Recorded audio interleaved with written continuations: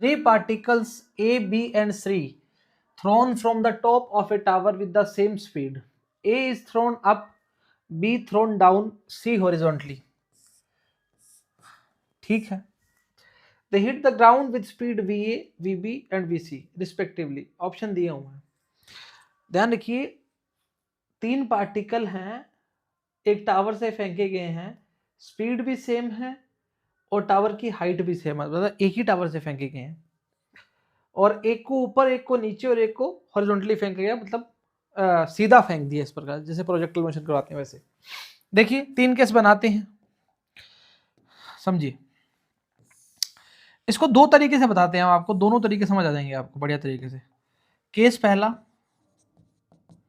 Case दूसरा और case तीसरा. ये ग्राउंड है, ये टावर है, ये ग्राउंड है, ये टावर है, ये ग्राउंड है और ये टावर है. पहला केस जब इसको ऊपर फेंक दिया गया, जब इसको नीचे फेंका गया, और तीसरा केस जब इसको इस तरह थ्रो किया गया, मतलब फेंका कैसे है, ऐसे. स्पीड क्या है, सेम है. Thrown up, thrown down, thrown horizontally. ठीक है. They hit ground with speed VA, VB, VC respectively. VA, VB, VC का वैल्यू निकालना है. पहले इक्वेशन ऑफ मोशन से फाइंड आउट करते हैं.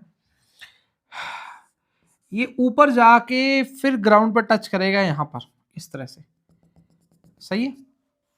ये इस तरह यहां से ड्रॉप किया तो इस प्रकार यहां पे आएगा VB, और ये यहां पर जब गिरेगा तो इसकी दो वेलोसिटी होंगी. कौन कौन सी, एक तो VX और एक VY. तो हमें V जो नेट आएगा इन दोनों का वही हमारे को मिलेगा VC, मतलब समझ पा रहे हैं. अच्छा केस पहला देखते हैं. पहला केस के लिए अगर मैं VA का स्क्वायर बराबर में स्टार्टिंग में U स्क्वायर प्लस में 2G, हाइट कितनी है H, तो VA का जो वैल्यू आएगा वो आएगा U स्क्वायर प्लस में 2GH. ये तो अपर थ्रो की सीधे ही बात करेंगे. केस सेकंड में डाउन, नीचे की तरफ की बात कर रहा है, तो नीचे की तरफ की बात कर रहा है तो VB के लिए लिखेंगे VB बराबर में, ऐसे लिखो इसको प्रॉपर वे में, उसके साइन के साथ, बराबर में U का स्क्वायर प्लस में 2 माइनस का G और माइनस का H. नीचे की तरफ की बात कर रहे हैं, नीचे थ्रो किया, तो ये आ जाएगा VB बराबर में रूट में U का स्क्वायर पॉजिटिव हो जाएगा प्लस में 2GH, मतलब A और B तो सेम आ गया. अब C देखिए,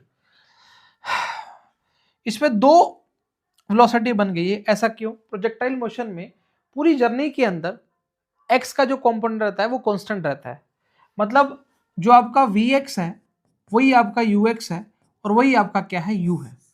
प्रोजेक्टाइल में जो हम U cos थीटा बोलते हैं, U cos थीटा कांस्टेंट रहता है. अच्छा Uy जो हमारा है, मतलब जो हमारा Vy है वो क्या बनेगा, U स्क्वायर प्लस में 2GH. ध्यान रखिएगा y के अंदर x की वेलोसिटी नहीं होती, तो यहां लिखेंगे uy की वैल्यू कितनी हो जाएगी, 0, तो यानी कि vy की वैल्यू जो आ जाएगी वो कितनी आ जाएगी, रूट में 2GH. बोलो हाँ या ना. वापिस समझिए, प्रोजेक्टाइल मोशन में ux पूरी जर्नी के अंदर x की तरफ वेलोसिटी कांस्टेंट रहती है, y के अंदर uy के अंदर x का कंपोनेंट नहीं होगा, तो इसको 0 कर दिया, तो बचेगा क्या, 2GH. ठीक है. अब Vx मिल गया, Vy मिल गया, तो V जो C बोला है, जो V नेट आएगा वो क्या आएगा, x के साथ वाले का स्क्वायर मतलब U का स्क्वायर प्लस J के साथ वाले का स्क्वायर मतलब रूट वाले का स्क्वायर. ध्यान दीजिए कि VA की, VB की और VC की तीनों की वैल्यू क्या आई है, सेम आई है. ऑप्शन नंबर पहला ही क्या होगा हमारा, सही होगा. परंतु सुनिए आराम से, हम आपको एनर्जी कंजर्वेशन से बताते हैं, ये बहुत इजी हो जाएगा.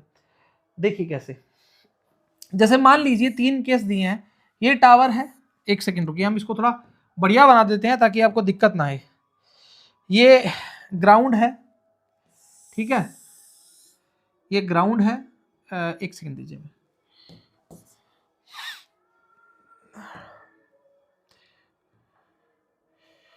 व्हाइट बना दे, लो ग्रीन बनाते, नीला बनाते हैं, हरा भरा पानी में ला, ठीक है। अब इस पे एक टावर बनाते हैं, है ना। ये टावर तीनों जगह सिमिलर रहेगा, ये पहला टावर और इसी तरह से बाकी टावर क्लोन और क्लोन। अब देखिए ये 3 टावर है तीनों केस के लिए। अब देखिए आराम समझिए,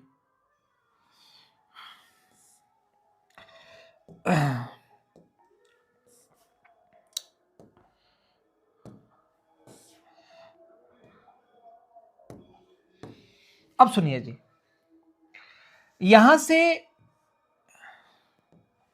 u वेलोसिटी मिली, यहां से u वेलोसिटी मिली और यहां से u स्पीड मिली, है ना।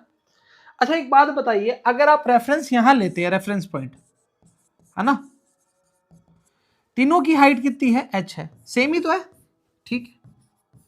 एनर्जी कंजर्वेशन हम क्यों बता रहे हैं, kinetic energy plus potential energy, initial kinetic energy plus potential energy final,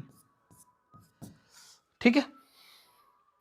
अच्छा जब पार्टिकल हाइट पर है, इस हाइट पे, इस हाइट पर, इस हाइट पर, रेफरेंस से h हाइट पर है तीनों, मतलब तीनों कंडीशन में पोटेंशियल एनर्जी की वैल्यू क्या रहेगी, सेम रहेगी। ये वाली पोटेंशियल एनर्जी की वैल्यू इनिशियल के लिए, सभी के लिए, तीनों के लिए क्या है, सेम है। अब दूसरी देखिए, काइनेटिक एनर्जी में क्या होता है, हाफ mv², एक ही बॉल है, एक ही स्पीड है, तीनों को सेम स्पीड से फेंका है, तो काइनेटिक एनर्जी इनिशियल भी क्या आएगी, सेम आएगी। बोलो हाँ या ना, सही बात है। अब देखिए इस बॉडी का यहां पर पहुंचना, यहां पर VA है, इस बॉडी का यहां पहुंचना VB है, और इस बॉडी का यहां पहुंचना VC है। ऑल तो इसके 2 कंपोनेंट आएंगे, पर तू पहुंचेगा तो ग्राउंड पे ही ना, और ग्राउंड पे अगर रेफरेंस मान रहे हैं तो तीनों कंडीशन में पोटेंशियल एनर्जी फाइनल कितनी हो जाएगी, 0 हो जाएगी। अगेन सुनिए क्या बोलना स्टार्ट किया हमने, तीनों कंडीशन में हाइट सेम है, रेफरेंस से ग्राउंड से हाइट पर जाएंगे, इस कंडीशन के अंदर mgh सही बात है। ऊपर जाते हैं तो पोटेंशियल एनर्जी पॉजिटिव कंसीडर करते हैं, नीचे जाते हैं तो नेगेटिव कंसीडर करते हैं। रेफरेंस पे मेनली, वैसे रेफरेंस पे डिपेंड करता है, रेफरेंस कहां मान रहे हैं आप। अगर रेफरेंस ऊपर मान रहे हैं तो मामला बिगड़ जाएगा, ठीक है। तो इस कंडीशन से ऊपर जा रहे हैं, इसमें ऊपर जा रहे हैं, और हाइट टावर सेम है, टावर अलग अलग नहीं है, स्पीड सेम है, तो काइनेटिक इनिशियल सेम हो जाएगी। तीनों ग्राउंड से टकराएंगे, मतलब रेफरेंस पर आ गए, पोटेंशियल वैल्यू करते 0 हो जाएगी। बचेगा क्या, सिर्फ काइनेटिक एनर्जी फाइनल बचेगी। और फाइनल तीनों के लिए कंडीशन की बात करना स्टार्ट करते हैं, तो तीनों के लिए हम VA VB VC की वैल्यू क्या बताते हैं, बराबर बताते हैं, जो कांस्टेंट के बराबर भी आ सकती है, जो बराबर किया है। अगर वो तरीका समझ नहीं आता तो इस तरीके का फॉलो अप कर दीजिए, ये भी सही है, 2 तरीके। अच्छा सवाल था इसलिए इसको थोड़ा टाइम लगाया हमने। अगला सवाल देखिए, ये सवाल कटा हुआ था इसलिए थोड़ा लिख दिया हमने। A boy can throw a stone up to maximum height h बराबर 10 मीटर। h मैक्सिमम का जो फॉर्मूला होता है वो होता है u² अपॉन में 2g। दूसरा है the maximum horizontal distance, horizontal distance मतलब रेंज का बात कर रहा है, r बराबर में u² अपॉन में g। ये मैक्सिमम रेंज का फॉर्मूला होता है। अगर आपको प्रॉपर फॉर्मूला लिखने हैं तो h बराबर में होता है u² sine square theta upon में 2g, r का होता है u² साइन 2 थीटा अपॉन में g। डन है क्या, यहाँ थीटा बराबर 90 डिग्री, यहाँ थीटा बराबर 45 डिग्री, ये पहले भी आ चुका है हमारे। चलिए ठीक बात है, एच मैक्स का बात कितना कर रहा है, 10 मीटर की बात कर रहा है, और u² अपॉन जी को हम क्या लिखते हैं, आर मैक्स। तो आर मैक्स अपॉन में 2, यानी कि 20 मीटर जो आएगा वो आपके पास क्या आ जाएगा, आर मैक्स आ जाएगा। The maximum horizontal distance boy can throw the same stone up will be, तो ऑप्शन नंबर डी क्या हो जाएगा, करेक्ट हो जाएगा। दोनों फॉर्मूले हैं, मैक्सिमम के लिए बता दिया, थीटा कितना पुट करना है, आंसर आ जाएगा option number D is correct. अगला देखिए, a body is projected vertically upward at time 0 and it is seen at a height h instant t1 and t2 seconds during its flight. The maximum height attained is, star mark करिए, सवाल बढ़िया सवाल है। The maximum height attained, g acceleration due to gravity. देखिए जी, सवाल में बोला गया है एक बॉडी को प्रोजेक्ट किया वर्टिकली अपवर्ड एट t बराबर 0 and it seen at a height h at instant t1 and t2। मतलब आपने देखा एक हाइट t पर, एक हाइट h पर दोनों पार्टिकल या दोनों कंडीशन में एक ही लेवल पे हैं। कैसे बताते हैं? जैसे मान लीजिए ये आपका, आपने कंडीशन मानी, एक पार्टिकल को आपने इस प्रकार से थ्रो किया, तो बताते हैं हम। ये देखिए, ये आपका ग्राउंड है और आपने इस तरह से थ्रो किया, ठीक है, और यहां पर कहीं इस लेवल पर ये T1 है और ये T2 है और ये हाइट h मान ली। अब मेरी बात समझिए, अगर मैं नीचे वाले डायग्राम को हटा दूं, ये वाला, तो आपको सिर्फ T1 और T2 दिख रहा है, T1 से T2। क्या एक लेवल पर एक बॉडी ऊपर से नीचे आती है तो ये क्या कहलाता है? Time of flight. अगर इसको मैं ऐसे कर दिया, यहां से लेकर पूरा जाएगा, यहां से लेकर पूरा जाएगा, तो ये भी क्या है? Time of flight. वापस समझिए, ये पूरी कंडीशन में टाइम ऑफ फ्लाइट, किसी एक लेवल पर इंस्टेंट ऑफ टाइम ये T1 है और ये T2 है। यही तो बोला गया, at seen at height h at instant T1 and T2। एक एसेंट का और एक डिसेंट का, ये दोनों कंडीशन में इसी लेवल पर टाइम, यही क्या कहलाता है? टाइम ऑफ फ्लाइट, जिसको हम लिखते हैं T ऑफ F बराबर में T1 प्लस T2। बोलो हाँ या ना। अगर प्रोजेक्टाइल मोशन की बात करते हैं तो T बराबर में होता है 2u साइन थीटा अपॉन में g, टाइम ऑफ फ्लाइट के लिए। u साइन थीटा किसका कंपोनेंट है? y का कंपोनेंट है। जब हॉरिजॉन्टल के साथ थीटा एंगल बनता है तो इसको मैंने बोल दिया एक बार के लिए 2vy अपॉन में g। कुछ गलत थोड़ी है, vy को मैंने क्या मान दिया? u sine theta. कुछ गलत नहीं है, बिल्कुल सही है, डोंट वरी। तो यहां लिखा 2vy अपॉन में g बराबर में T1 प्लस T2, क्योंकि हमसे पूछा गया है कि the maximum height attend bye, निकाल लेंगे मैक्सिमम हाइट। तो ये vy का जो वैल्यू आएगा वो आएगा T1 प्लस T2 इंटू जी अपॉन में 2। सही बात है, गलत बात है? ठीक है, वापस बता देंगे, कुछ डाउट है तो। अच्छा, मैक्सिमम हाइट के लिए अभी हम जस्ट पढ़ के आए हैं vy का स्क्वायर अपॉन में 2g। अब vy यहाँ पे क्या है? u साइन थीटा, तो u square sine square theta upon में 2g, u square sine square theta upon में 2g। मैक्सिमम हाइट के लिए अगर करते हैं तो u साइन थीटा के लिए थीटा की वैल्यू को चेंज कर लेते हैं। अच्छा, अब vy स्क्वायर के लिए vy का वैल्यू कितना है? vy स्क्वायर अपॉन में 2g। vy का वैल्यू कितना है? T1 प्लस T2 का स्क्वायर, g का स्क्वायर अपॉन में 2 का स्क्वायर 4, ऑलरेडी 2g पड़ा है, g से g मर जाएगा तो ये आ जाएगा 4 दूनी 8, तो g T1 प्लस T2 का स्क्वायर अपॉन में 8। चेक कर लीजिए, यही आपके पास h की वैल्यू आ जाएगी। g T1 प्लस T2 का स्क्वायर अपॉन में 8, ऑप्शन नंबर 3 इज करेक्ट।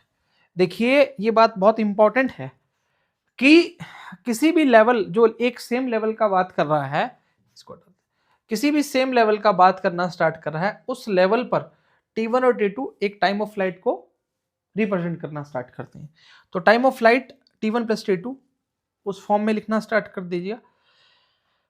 अगर आपको लगता है कि नहीं सर हमें तो साइन थीटा की फॉर्म में लिखना स्टार्ट करना है, तो यहाँ पे u साइन थीटा करोगे तो 2u sine theta upon g आ जाएगा। तो यहाँ पे u square sine square theta, तो उस समय भी स्क्वायर करना पड़ेगा आपको, तो उसको फर्क नहीं पड़ता। तो छोटा बन गया तो बढ़िया बन जाएगा इसमें। तो इस कंडीशन में वैल्यू पुट करिए और आंसर आया हमारा क्या? Option number 3 is correct. Check कर लीजिए, g T plus t into square 8। अगला देखिए, Galileo writes that the angle of projection of a projectile is 45 plus theta 45 minus theta. The horizontal range described the projections are in ratio if, अरे भाई theta है ये, क्यों नहीं है? Theta is less than 45 degree. ध्यान दीजिए जी, इस तरह के सवाल आप सीधा याद रखिए, 45 प्लस थीटा 45 माइनस थीटा में हमेशा आंसर कितना आता है? 1:1 आता है। हम पूरा करवा देते हैं आपको। देखिए, रेंजेस की बात कर रहा है तो आर का फॉर्मूला होता है R1 you square sine 2 theta upon में जी। तो यू स्क्वेयर साइन 2 थीटा का वैल्यू 45 प्लस थीटा अपॉन में जी। R2 you square sine 2 45 minus theta upon में जी। दोनों का रेशियो निकालना है ना भाई, रेशियो में ले लीजिए, जी से जी मर जाएगा, यू स्क्वायर से यू स्क्वायर मर जाएगा, ये दो को अंदर भेज दीजिए तो ये आएगा साइन 90 प्लस थीटा और साइन 90 माइनस थीटा। बाकी तो कट गया ना भाई, 45 minus theta, sine 90 plus theta, sine 90 पे क्या हो जाएगा cos theta, sine 90 minus theta भी क्या होगा कोस थीटा। तो आंसर कितना आएगा 1:1 ही आएगा। Option number C is correct. ध्यान रखिएगा गैलीलियो के अकॉर्डिंग जो दिया हुआ था 45। Option number C is correct. Range का फॉर्मूला है, वैल्यू पुट करिए, आंसर आ गया। अगला देखिए, the velocity of projectile at the initial point A 2i + 3j, its velocity at the point B. अगर हम आपको सवाल दिखाएं एक, देखिए यहाँ पे हमने किया भी है, ये रहा, देखिए प्रोजेक्टाइल किया, x की वेलोसिटी चेंज नहीं होती, y की वेलोसिटी नीचे होगी, पहले कहाँ थी ऊपर थी अब नीचे होगी, मतलब y की वेलोसिटी में सिर्फ नेगेटिव साइन लगाना, हमारा आंसर आ जाएगा। नीट 2013 का भी सवाल है ये। देखिए x में क्या है 2 है, y में क्या है 3 है, तो अगर इसका डायग्राम बनाते हैं हम तो डायग्राम ऐसे बनेगा, ये x में है, ये y में है, ये इसका नेट आ गया। x में कभी चेंज नहीं होती, तो x में चेंज नहीं होती तो ये दोनों ऑप्शन तो कभी हो ही नहीं सकते,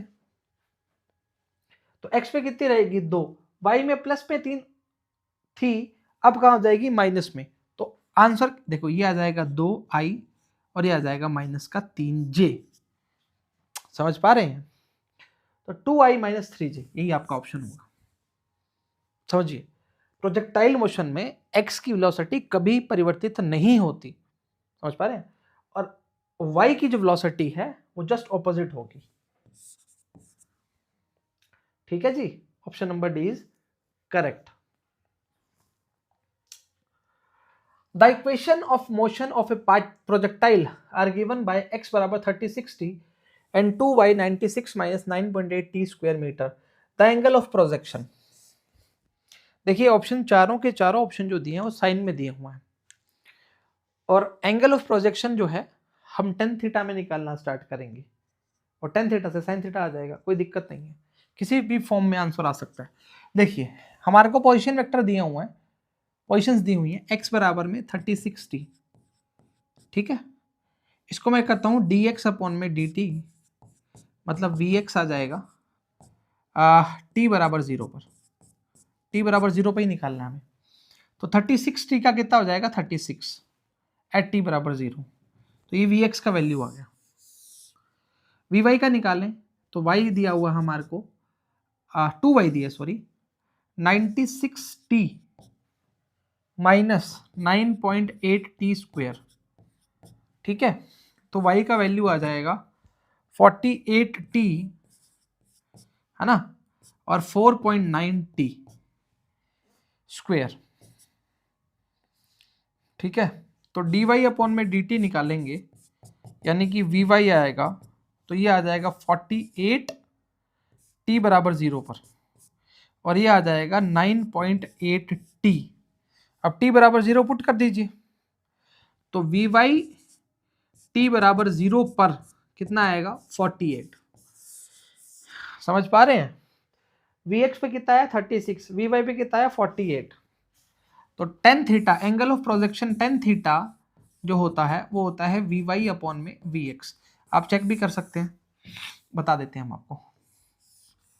मान लीजिए ये थीटा है, ये 90 है, ये vx है और ये vy है, तो tan थीटा क्या होता है परपेंडिकुलर अपॉन में बेस, परपेंडिकुलर कितना है vy, बेस क्या है vx, vy का वैल्यू कितना है 48, vx का वैल्यू कितना है 36, 12 4 12 3 36, काट पिन बचा दी, तो vy की वैल्यू कितनी आई है 4 और vx की वैल्यू कितनी आई है 3।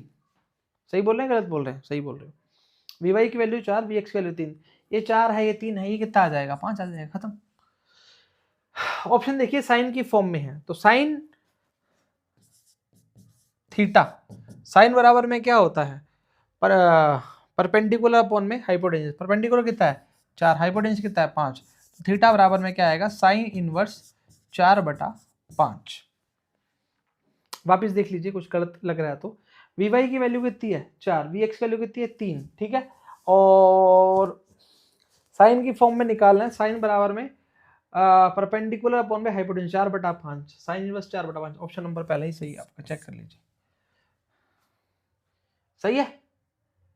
टी बराबर 0 पर निकालना है, ध्यान रखिएगा प्रोजेक्शन। चलिए अगला सवाल देखिए।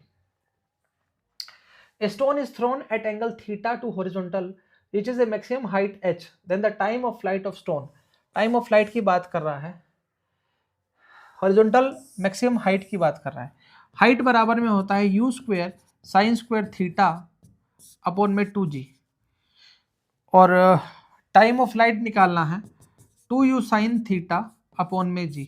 ऑप्शन देखिए किस फॉर्म में दिए हुए हैं, h की फॉर्म में दिए हुए हैं, तो h की फॉर्म में कन्वर्ट कर लीजिए, तो ये आ जाएगा, इधर भेज दीजिए 2gh अपॉन में साइन स्क्वायर थीटा बराबर में आएगा u स्क्वायर। वैल्यू पुट कर दीजिए, अच्छा u की वैल्यू पुट करिए, रुकिए, तो u बराबर में आ जाएगा रूट में 2gh अपॉन में साइन स्क्वायर थीटा। डन है क्या, वैल्यू पुट करिए, तो t बराबर में 2 इंटू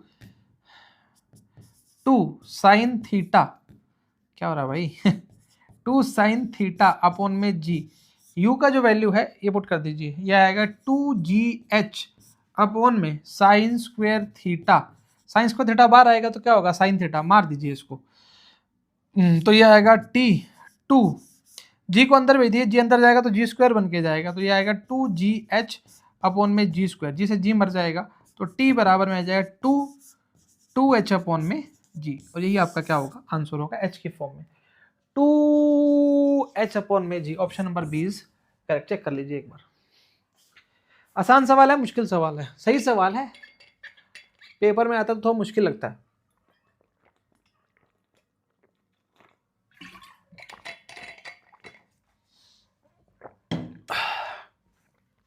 चले, रेंज की बात कर रहा है, और भी तरीके हैं, s बराबर U T plus half A T square लगा दीजिए, तो एस एच बन जाएगा, u स्टोन को थ्रो किया है और उस कंडीशन से टाइम ऑफ फ्लाइट निकाल लीजिए, तो ये आसान तरीका है, ऐसे कर लीजिए। ऑप्शन नंबर सेकंड सही आ रहा है आपका, देखिए A projectile is projected with speed u making an angle 2 theta with horizontal. What is the speed when its direction of motion makes an angle theta with the horizontal? अच्छा देखिए सवाल में क्या बोल रहा है, एक प्रोजेक्टाइल है उसको प्रोजेक्टेड करते हैं स्पीड u से, ठीक बात है, स्टार्टिंग में एंगल कितना है 2 थीटा विद हॉरिजॉन्टल, ये इंपॉर्टेंट है ध्यान रखना। What is the speed when its direction of motion makes an angle theta with horizontal? आप एक बात प्रोजेक्टाइल में हमेशा ध्यान रखिए कि प्रोजेक्टाइल के अंदर x की वेलोसिटी सदैव सदैव सदैव कांस्टेंट रहती है, x वाला कंपोनेंट के लिए दिखाते हैं हम कैसे। देखिए दो डायग्राम अलग अलग से दिखा देते ताकि दिक्कत नहीं आएगी। स्पीड कितनी है u है, एंगल कितना है 2 theta, speed what is the speed when its direction of motion angle theta, मान लीजिए सेकंड स्पीड v मान ली मैंने और एंगल थीटा मान लिया। अब मेरी बात आराम से सुनिएगा, क्या मैं लिख सकता हूं u cos 2 थीटा बराबर में v cos थीटा बराबर है, बोला है बराबर पर लिखा नहीं है, क्या ये दोनों x की वेलोसिटी कांस्टेंट होती हैं या नहीं होती? बिल्कुल होती हैं। तो क्या ये बराबर लिख सकते हैं? बिल्कुल लिख सकते हैं। देखिए हम लिख के देते हैं, तो सॉरी क्या था, u था ना, u cos 2 थीटा, हाँ u cos 2 थीटा बराबर में v cos theta. cos 2 theta को कैसे लिख सकते हैं उससे पहले आप ऑप्शन देखिए, देखिए cos 2 थीटा अपॉन 2 कभी नहीं आ सकता क्योंकि cos थीटा सामने पड़ा हुआ है, u cos थीटा भी नहीं आ सकता, तो आएगा क्या, इन दोनों में से कुछ आएगा, चेक करते हैं अभी। देखिए ये आएगा u cos टू थीटा लिख सकते हैं 2 cos स्क्वायर थीटा -1, ये फॉर्मूला है, बराबर में v अपॉन में cos थीटा। सही है, तो v बराबर में, तो ये हो जाएगा, u कॉमन लिया हुआ क्या पीछे, ऑप्शन के हिसाब से करेंगे अपने, हाँ u कॉमन लिया दोनों में, तो u कॉमन ले लो, cos थीटा को अलग अलग डिवाइड कर दो, तो ये आ जाएगा 2 cos थीटा और 1 अपॉन cos थीटा क्या हो जाएगा sec थीटा। चेक करिए ऑप्शन मैच कर रहा है क्या, u bracket 2 cos theta minus sec theta, u 2 cos theta minus sec theta, u 2 cos theta minus sec theta, option number C is correct. Check कर लीजिए, ध्यान रखिए प्रोजेक्ट हम स्टार्टिंग से बोलते आ रहे हैं आपको, constant constant, horizontal horizontal horizontal, theta हम बोलते हैं जब ऊपर बन जाता है तब मामला अलग होता है, परंतु हॉरिजॉन्टल के साथ बना हुआ है। ठीक है, एक बार देखिए सवाल को, हम वीडियो देखते हैं, सही चल रही है ना, कोई डाउट थोड़ी है, चलिए सही चल रही है बिल्कुल परफेक्ट। चलिए अगला सवाल देखें, इफ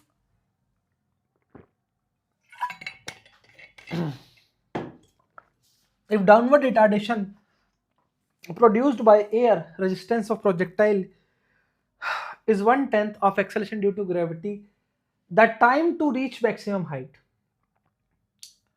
देखिए सवाल कितना बढ़िया है, कितना सुंदर सवाल बोला गया है।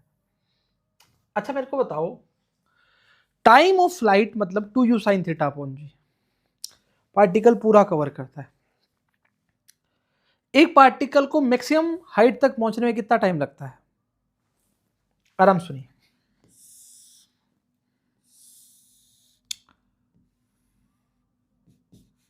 ये T1, ये T2, ये कितना u sin थीटा अपॉन जी, ये कितना u sin थीटा अपॉन जी, टोटल कितना 2u sin थीटा अपॉन में जी।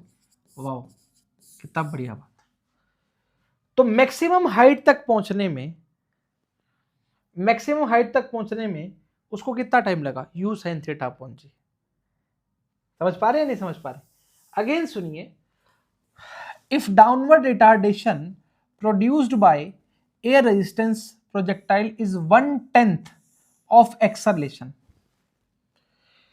एयर डाल दी 1/10 जी, बोला है ना, downward retardation produced by air resistance projectile in 1/10 acceleration. तो अगर मैं बोलता हूं t बराबर में u sin थीटा अपॉन में g है, यही काम जो है, यही पार्ट जो है वो हमें मैक्सिमम रेंज तक, मैक्सिमम हाइट तक पहुंचाता है। अगर एक्सेलरेशन ड्यू टू ग्रेविटी में एयर का g/10वां हिस्सा डाल दिया गया तो ये हो जाएगा 11g अपॉन में 10, मतलब अब g नहीं रहेगा, g 11g अपॉन 10 बन गया, यानी कि t डैश का जो वैल्यू आएगा वो आएगा u sin थीटा अपॉन में g की जगह क्या आएगा 11g अपॉन में 10। सही बात है, ठीक है। अच्छा 10/11 को अलग रख दिए, u sin theta upon g मतलब क्या बन जाएगा, t बन जाएगा, तो t डैश का जो वैल्यू आएगा वो आएगा 10/11 t। सही है। अब सवाल के अंदर पूछा है, जो भी सवाल के अंदर पूछा है वो चेंज पूछा है, और सारा चेंज किस में आ रहा है, परसेंट में आ रहा है। तो परसेंट के लिए हम जानते हैं, इधर कर रहे हैं भाई, delta T into T into 100 बराबर में लिख सकते हैं, या इसको लिखो delta T into T into 100 को लिखेंगे हम T dash minus T upon में टी इंटू 100, यही तो चेंज आता है। तो ये आएगा टी डैश का वैल्यू कितना आया, 10 अपॉन में 11 T, original value T upon में टी इंटू 100, यानी कि 10t माइनस 11t, तो कितना बचेगा -t/11, ऑलरेडी टी पड़ा हुआ है इंटू 100, टी से टी मार दीजिए तो ये आएगा -100/11, यानी कि -9.9909, लगभग माइनस का 0.09%, तो डिक्रीज होनी चाहिए बाय 9%। चेक कर लीजिए, ऑप्शन नंबर सी आपका क्या रहेगा, करेक्ट रहेगा। ये ग्रेविटेशन के अंदर बहुत सवाल मिलते हैं हमें, ग्रेविटेशन के अंदर डेप्थ के लिए, हाइट के लिए सवाल मिले जाते हैं, कितना चेंज कर देंगे तो कितना फर्क आना स्टार्ट होगा। वर्क एनर्जी पावर में मोमेंटम वाले सवालों में बहुत ज्यादा आता है ये, ध्यान रखिएगा। रिटार्डेंट प्रोड्यूस रेजिस्टेंस को 1/10 ईयर आगे तो बढ़ गया ना भाई, तो बढ़ा दिया, तो टी डैश का जो वैल्यू है वो उसमें पुट कर दिया, तो टी डैश 10/11 टी है माइनस टी, तो 11 में से 10 जाएंगे तो माइनस का टी तो बचेगा, अपॉन में एलसीएम वाला 11 तो बचा, टी से टी मर गया, तो 100/11 माइनस 9.09% है, तो डिक्रीज कितना कर दिया, 9% डिक्रीज कर दिया। इसके ऑप्शन सही नहीं थे। लिखिए, देखिए सवाल, a stone is projected from the ground with velocity 50 metre per second at angle 30 degree, it crosses a wall after 3 seconds. How far beyond the wall the stone will strike the ground? सवाल वापस पढ़िए, सवाल क्या बोल रहा है, एक stone को प्रोजेक्ट किया ग्राउंड से और वेलोसिटी कितनी है 50 है, एंगल कितना है 30 है, ठीक बात है। It crosses A wall after 3 second, how far beyond the wall of stone will strike the ground. सवाल समझिए, डायग्राम समझाते हैं हम। देखिए, लीजिए ये डायग्राम है, ये अब सुनिए, बता रहे हैं इस डायग्राम में चीजें बहुत चेंज होगा इसमें। देखिए, ये आपकी वॉल है भाई, वॉल सही बन जाए, ये रहे। अब देखिए सवाल के अंदर बोला क्या है, अरे यार ये बड़ा पंगा है यार, हाँ कोई बात नहीं, अब ऐसे पढ़ाऊंगा। देखिए सवाल के अंदर ये वॉल है, वो बोल रहा है एक स्टोन को प्रोजेक्ट करते हैं ग्राउंड से जिसकी वेलोसिटी 50 है, लीजिए 50 बना दी, एंगल कितना है 30 डिग्री, जो बना दिया। It crosses A wall 3 second, यहां से लेकर क्रॉस करने में कितना टाइम लग रहा है, 3 सेकेंड लग रहा है। How far beyond the wall stone will strike the ground, तो बताइए इसके बाद कितना डिस्टेंस करने के बाद वो स्ट्राइक करी है ग्राउंड पर। मेरे को एक बात बताइए, अगर मान लीजिए इस रेंज का बात करना प्रारंभ कर रहा है, आपके पास दो तरीके हैं, टोटल रेंज निकालिए, ये रेंज निकालिए तो ये वाली आ जाएगी, या खाली सीधा ये निकाल लीजिए, कम बन जाएगा। हमें ये पता है कि यहां से लेकर इसको पार करने में कितना समय जाया हो रहा है, 3 सेकेंड। तो पहले हम टाइम ऑफ फ्लाइट निकाल लेते हैं पूरे का, तो t बराबर में 2u साइन थीटा अपॉन में g, u कितना, अरे भाई u कितना है 50 है, साइन 30 डिग्री है ना, तो साइन 30 का वैल्यू कितना होता है, जो कोस 60 का होता है, मतलब 1/2, और g का वैल्यू कितना दिया है 10 दिया, तो 10 लगा दीजिए, तो t का वैल्यू आ जाएगा 5 सेकेंड। यहां से लेकर यहां तक कितना हो रहा है 5 सेकेंड, यहां से लेकर यहां तक कितना हो रहा है 3 सेकेंड, बचा कितना 2 सेकेंड, तो t बराबर में 5 माइनस 3, तो 2 सेकेंड रिमेन रहा। अब तो कुछ बचा ही नहीं, रेंज निकालना है, मतलब इस 2 सेकेंड के लिए रेंज निकाल दो। रेंज कितना आएगा, रेंज मतलब डिस्टेंस, डिस्टेंस बराबर में आएगा स्पीड इंटू टाइम। स्पीड कितना है, हॉरिजॉन्टल कंपोनेंट कितना आएगा, u 50 cos 30 का वैल्यू √3/2, टाइम कितना 2 सेकेंड, 2 से 2 मर जाएगा, तो ये आएगा 50 इंटू 1.73, हटाओ लगाओ, ये आएगा 2 8 16 2 6 12 86.5 मीटर आ जाएगा, चेक कर लीजिए 86.5 मीटर आएगा। दो, हाँ ठीक है ना, कोई फर्क नहीं है। एक बार देख लीजिए, ये 2 लगाया, 2 6 2 8 16 2 6 12 तो 86.6 दिया हुआ, 86.5 ही आएगा, कोई नहीं, डिफरेंस बहुत ज़्यादा है तो कोई बड़ी इशू नहीं है, 0.1 का ही फर्क आ रहा है। देखिए, अच्छा क्यों आ रहा है फर्क हम बताते हैं। आप इसको 1.732 लेंगे ना √3 की वैल्यू, तो प्रॉपर आएगी वैल्यू, देख लेना, परंतु ऐसा कोई बड़ा इशू नहीं है, रॉकेट साइंस नहीं, आसान है।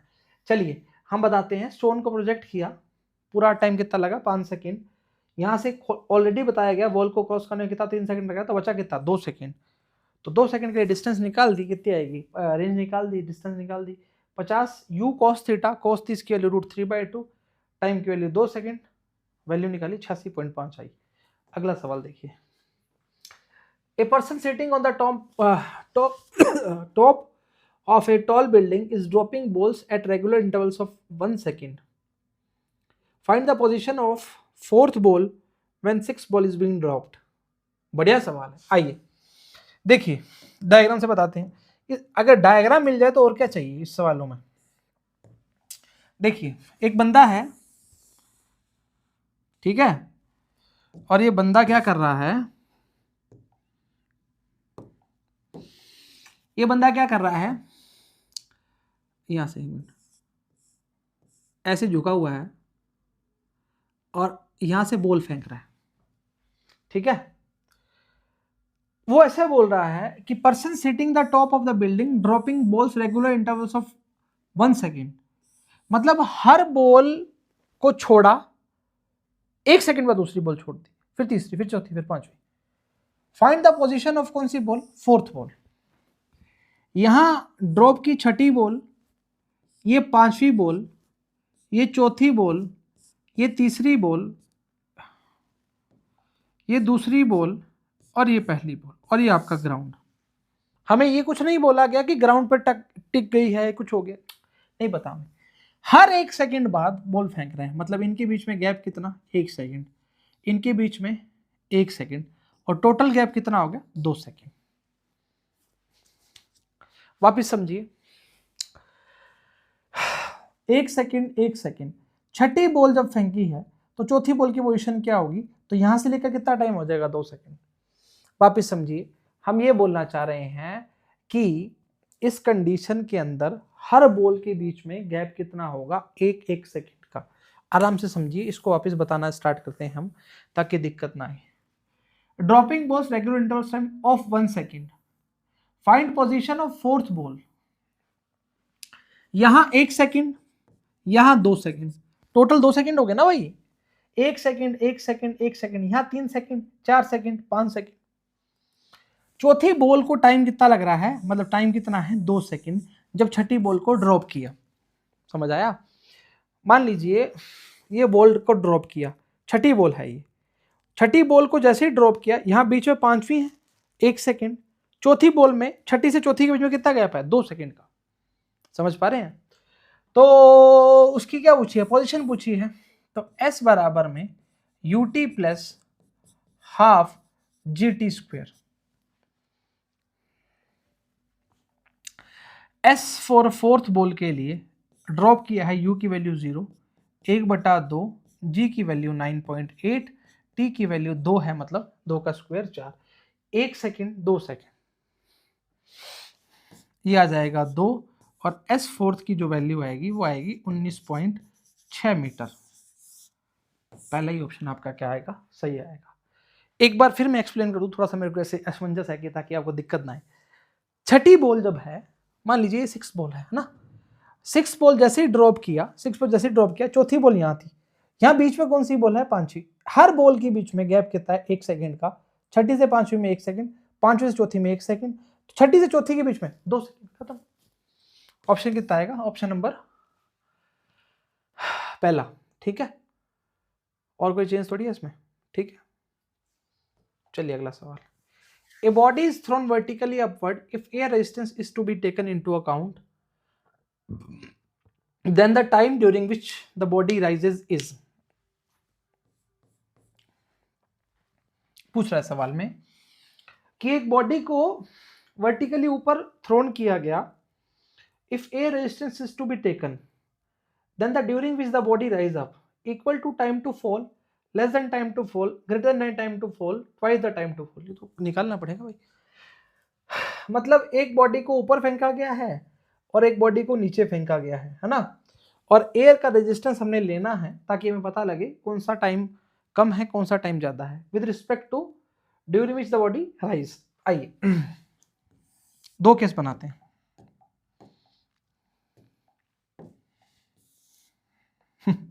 क्या हो गया ये, लीजिए केस पहला,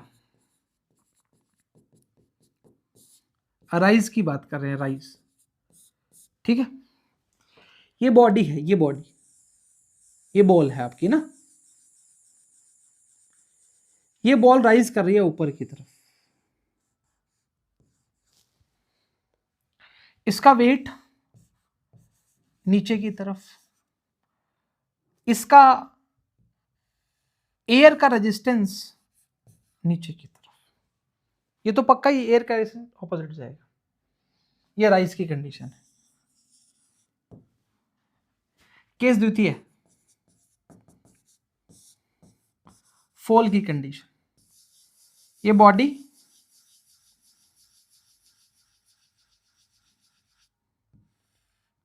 mg कहां, नीचे की तरफ, एयर रेजिस्टेंस कहां, ऊपर की तरफ। ये तो खतरनाक काम हो गया। और फॉल नीचे कर रही है तो ये भी यू भी नीचे होगा। ये क्या समझाना क्या चाह रहे हैं, देखिए, एक बॉडी है, उसको थ्रोन वर्टिकली अपवर्ड किया, उसको ऊपर की तरफ फेंका, मेरे को ऊपर फेंका, मेरा एमजी कहां वर्क करेगा, नीचे की तरफ, जमीन की तरफ, जहां ग्रेविटी खींचेगी।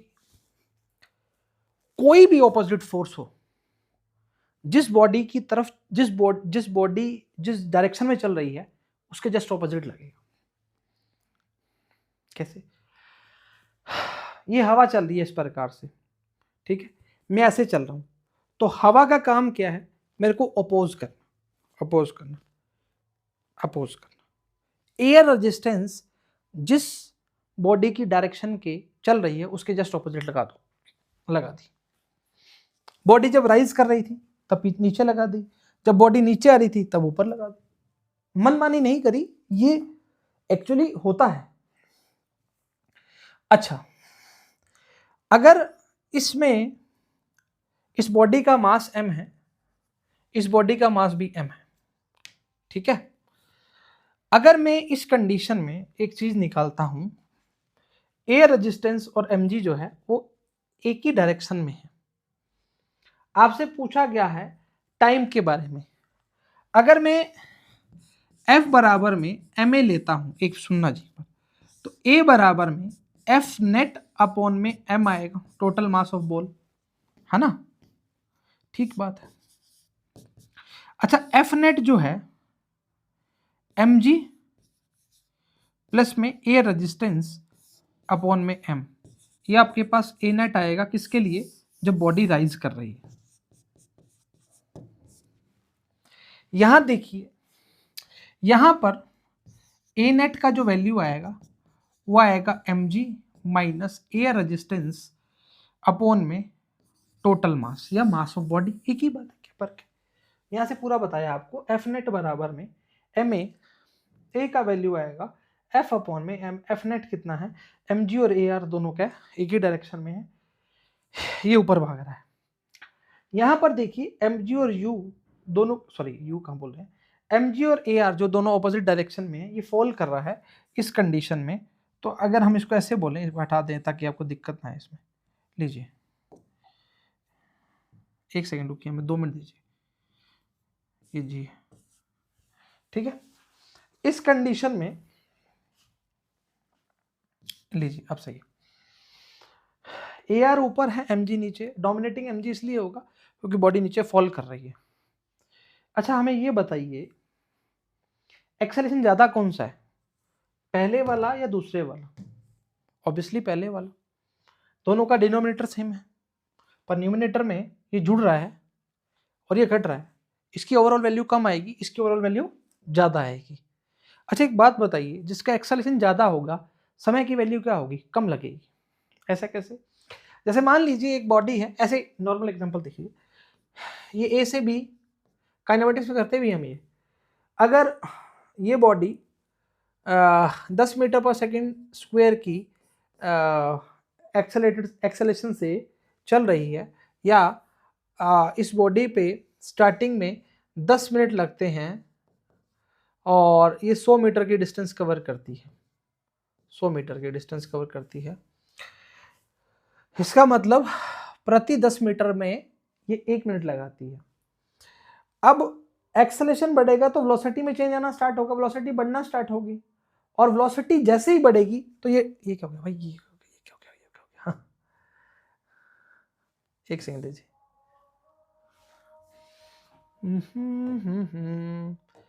वेलोसिटी जैसे ही बढ़ेगी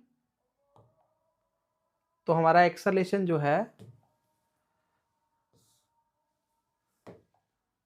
हमारा एक्सेलेरेशन जो है वो क्या करेगा, वेलोसिटी जैसे ही बढ़ेगी एक्सेलेरेशन बढ़ना स्टार्ट होगा समय के साथ, और अगर एक्सेलेरेशन बढ़ना स्टार्ट होगा, अरे भाई ये सारा ही काम ही खराब हो गया, कोई बात नहीं, ऐसा कुछ इससे कुछ फर्क पड़ेगा, हाँ पड़ गया ना। अगर एक्सेलेरेशन, वापस बोलते हैं भूल पूरा सिस्टम ऐसे हो गया। सुनिए, अगर वेलोसिटी बढ़ा रहे हो, एक्सेलेरेशन बढ़ा रहे हो तो वेलोसिटी बढ़ना स्टार्ट होगी, है ना, समय के साथ बढ़ना स्टार्ट होगी, और वेलोसिटी बढ़ेगी, जो टाइम में आपको 10 मिनट लगता था शायद वो 8 मिनट में कवर करोगे, समझ पा रहे हैं। तो इसका एक्सेलेरेशन ज्यादा तो समय कम, लेस देन द, भाई शांत हो गया, शांत अब ये, हाँ, less than the time to fall, इसमें टाइम कम लगेगा, इसमें टाइम ज्यादा लगेगा, समझ आया। बीच में बहुत मैसी सा हो गया था मामला, कोई बात नहीं। आप खुद सोचिए ना, आप बाइक को 20 की स्पीड में चला रहे हैं, एक्सेलेरेट दे रहे हैं, एक्सेलेरेशन दबा रहे हैं, फिर 60 की स्पीड में दबा रहे हैं, तो किसी डिस्टेंस में जल्दी पहुंचेंगे, सिंपल सा लॉजिक है, इसमें क्या गलत है, ठीक है। तो option number B is correct. चलिए अगला सवाल देखिए। A swimmer wishes to cross 500 metre wide river flowing at 5 kilometre per hour, his speed with respect to water 3 kilometer per hour, if E heads in a direction making an angle, क्यों भाई theta नहीं, theta भाई क्यों नहीं, with the flow find the time he takes to cross the river। Diagram दिखाते हैं जी, बहुत आसानी से हो जाएगा सवाल। ये एक रिवर है, कितनी वाइड है, 500 मीटर वाइड है,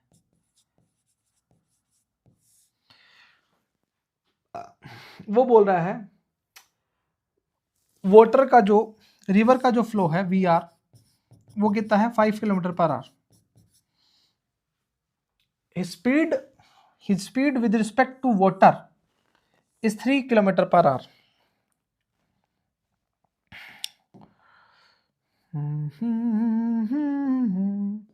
लीजिए एक सेकंड रुकिए,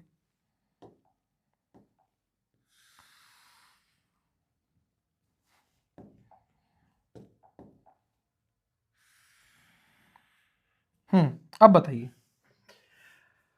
His speed with respect to water is 3 kilometre per hour, V swimmer with respect to water, river लिख दीजिए, swimmer water 3 kilometre per our,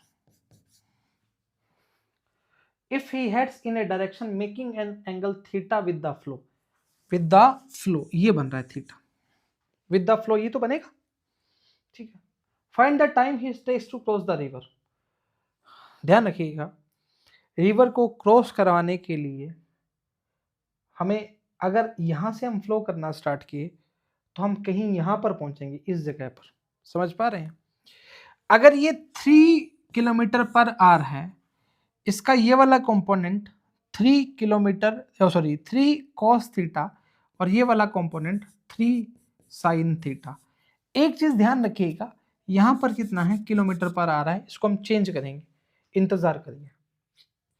अच्छा पूछा क्या है, समय पूछा है, तो टाइम बराबर में होगा डिस्टेंस अपॉन में स्पीड।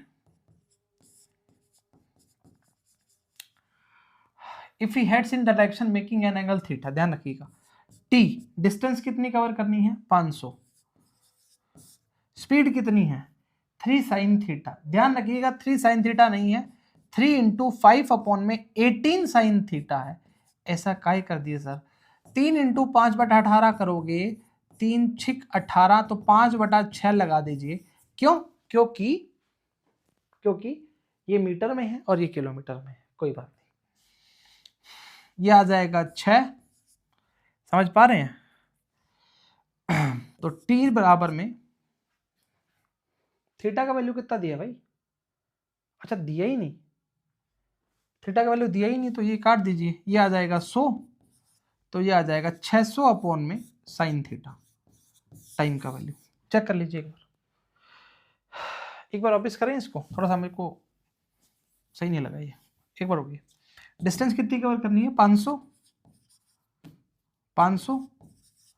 स्पीड क्या है? 3 साइन थीटा, 3 साइन थीटा नहीं आएगी, चेंज करना पड़ेगा, 3 इंटू 5/18 और साइन थीटा पड़ा हुआ है, 3 6 18 500 600 बटा साइन थीटा। अब सही है, तो थोड़ा सा ऐसे लगा हमें।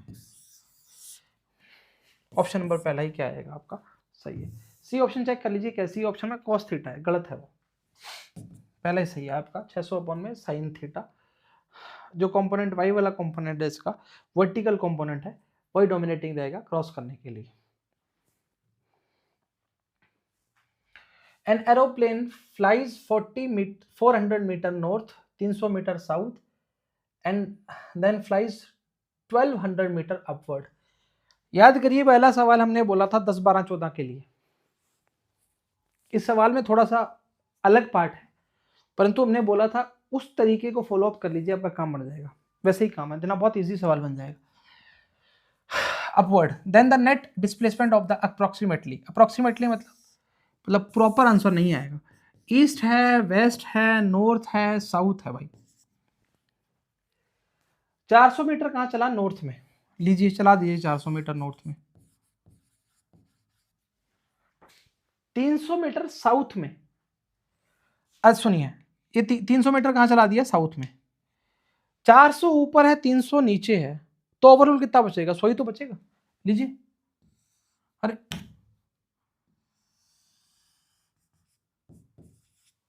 खत्म करिए ना इसको, आसान हो गया। 400 ऊपर है, 300 नीचे है, तो 400 से 300 मर जाएगा, तो डोमिनेटिंग नॉर्थ ही रहेगा, तो 400 मतलब 100 ही तो रहेगा। अच्छा, देन फ्लाइज 1200 अपवर्ड, हम इधर अपवर्ड मान लेते हैं, ये लीजिए ये 1200 upward. Then net displacement approximately, यहां से निकाल दीजिए नेट डिस्प्लेसमेंट, बताइए, लगा दीजिए, अब तो कुछ है ही नहीं। तो R बराबर में मैग्नीट्यूड निकालना है ना, मैग्नीट्यूड की फॉर्म में क्या आएगा? 100 का स्क्वायर प्लस में 1200 का स्क्वायर। एक बढ़िया बात बताएं आपको, कुछ करने की आवश्यकता ही नहीं है आपको, सिंपल सा लॉजिक है। आप इसको लिख दीजिए R बराबर में 100 जे कैप प्लस 1200 आई कैप या माइनस 1200 आई कैप। लो, वैसे 1200 आई कैप लिखना गलत है, क्योंकि अपवर्ड की कोई डायरेक्शन नहीं है, तो उसको के कैप में कंसीडर करते हैं। मतलब इसको ये लिखिए, ये तो हमने मानी है ना, अपवर्ड तो इस साइड माना है हमने। जैसे मान लो 400 ऊपर गया, 300 नीचे गया, तो रिजल्टेंट कितना बचा? सिर्फ 100। अब 1200 ऐसे आ रहा है, अब ऐसे आ रहा है और ऐसे आ रहा है, तो ये तो के कैप हो गया ना। हमने तो ऐसे माना है, ताकि हम 3D को तो हम दिखा नहीं सकते, पर दर्शा तो सकते हैं। y x z, ऐसे भी z, जरूरी नहीं है x इधर ही मान लो, x इधर मान लो, y इधर मान लो, z इधर मान लो, इधर मान लो, कहीं मान लो। तो मैग्नीट्यूड की फॉर्म में अप्रोक्सीमेटली आंसर आएगा। देखिए अब ध्यान रखिए, यहां भी 100 का स्क्वायर है, यहां भी 100 का स्क्वायर है। सर यहाँ तो 12 का स्क्वायर, 1200 का स्क्वायर है, 2 जीरो भी तो लग रही हैं। तो 100 का स्क्वायर अगर बाहर निकालोगे, 100 का स्क्वायर, देखिए हम निकालते हैं ऐसे, देखिए ये आएगा 100 का स्क्वायर कॉमन आ जाएगा, ये बचेगा 1 प्लस 12 का स्क्वायर 144, क्या बोलते हो? तो ये आएगा 100 बार, तो ये आएगा 144 और 145, 12 का स्क्वायर कितना होता है? 144, तो लगभग ये 12 लिख लो, तो 1200 ही आएगा इसका answer. Option number A is correct. Again हम जो बताना चाह रहे हैं वो समझ लीजिए, हम क्या बोलना चाह रहे हैं कि 400 ऊपर चला, 300 नीचे चला, बचा कितना? 100।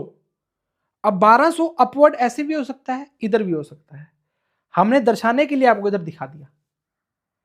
पर अगर एक बात बताते हैं हम, अगर आप इसको माइनस जे कैप भी लेते हैं, माइनस आई कैप भी लेते हैं, माइनस के कैप लेते हैं, आपका मैग्नीट्यूड में फॉर्म में तो आंसर सही आ जाएगा, परंतु अगर आपको डायरेक्शन पूछ लिया तो दिक्कत हो जाएगा।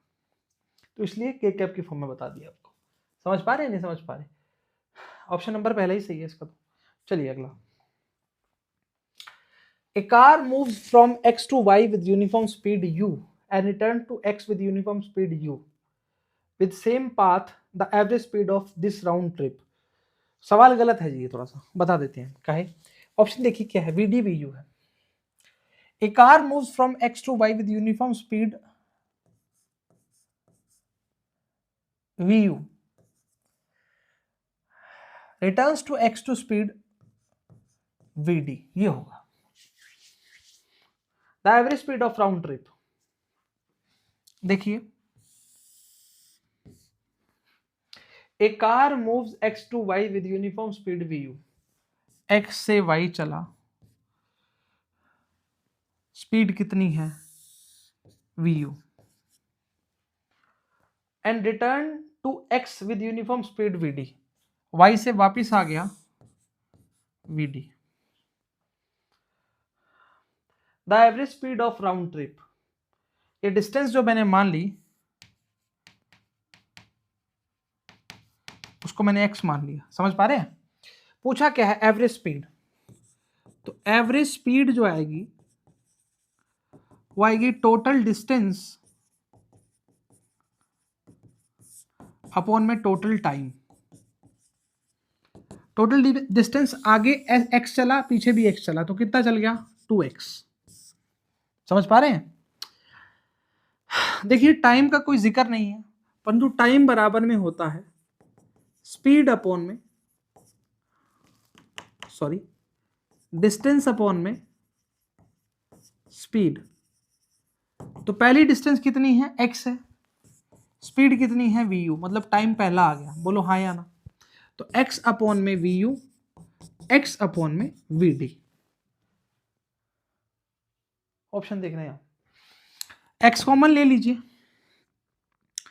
x कॉमन लेंगे तो 2x, x 1 अपॉन में vu, 1 अपॉन में vd, x से x मर जाएगा, तो ये आ जाएगा 2vu vd अपॉन में vu प्लस vd, और यही आपके पास क्या आ जाएगी, एवरेज स्पीड का वैल्यू आ जाएगी। चेक कर लीजिए कितना है, 2 vd vu vu plus vd।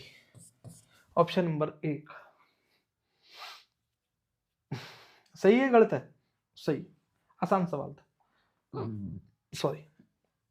If A car covers 2/5 of the total distance with the speed v1 and 3/5 distance v2, the average speed. सुनिए, डायग्राम बनाइए, इस तरह के सवाल फटाफट करिया करें। टोटल डिस्टेंस कितनी है, x है, पहला 2/5वां हिस्सा 2x अपॉन में 5वां हिस्सा, दूसरा 3x अपॉन 5वां हिस्सा। ठीक है, इसकी स्पीड कितनी है v1, इसकी स्पीड कितनी है v2। बोलो हाँ या ना? ठीक है, पूछा क्या है, एवरेज स्पीड। आइए एवरेज स्पीड, अब देखो पहले की तरह करना है, total distance x, total time, time नहीं गिवन, टाइम का जिक्र नहीं हुआ, तो t1 के लिए डिस्टेंस कितनी है 2/5, x ऊपर है, स्पीड क्या है पहले के लिए v1, t2 के लिए 3/5, x स्पीड क्या है v2, तो क्या लिखेंगे 2/5 x v1, 3/5 v2 x। बोलो हाँ या ना? x कॉमन लेके कट जाएगा,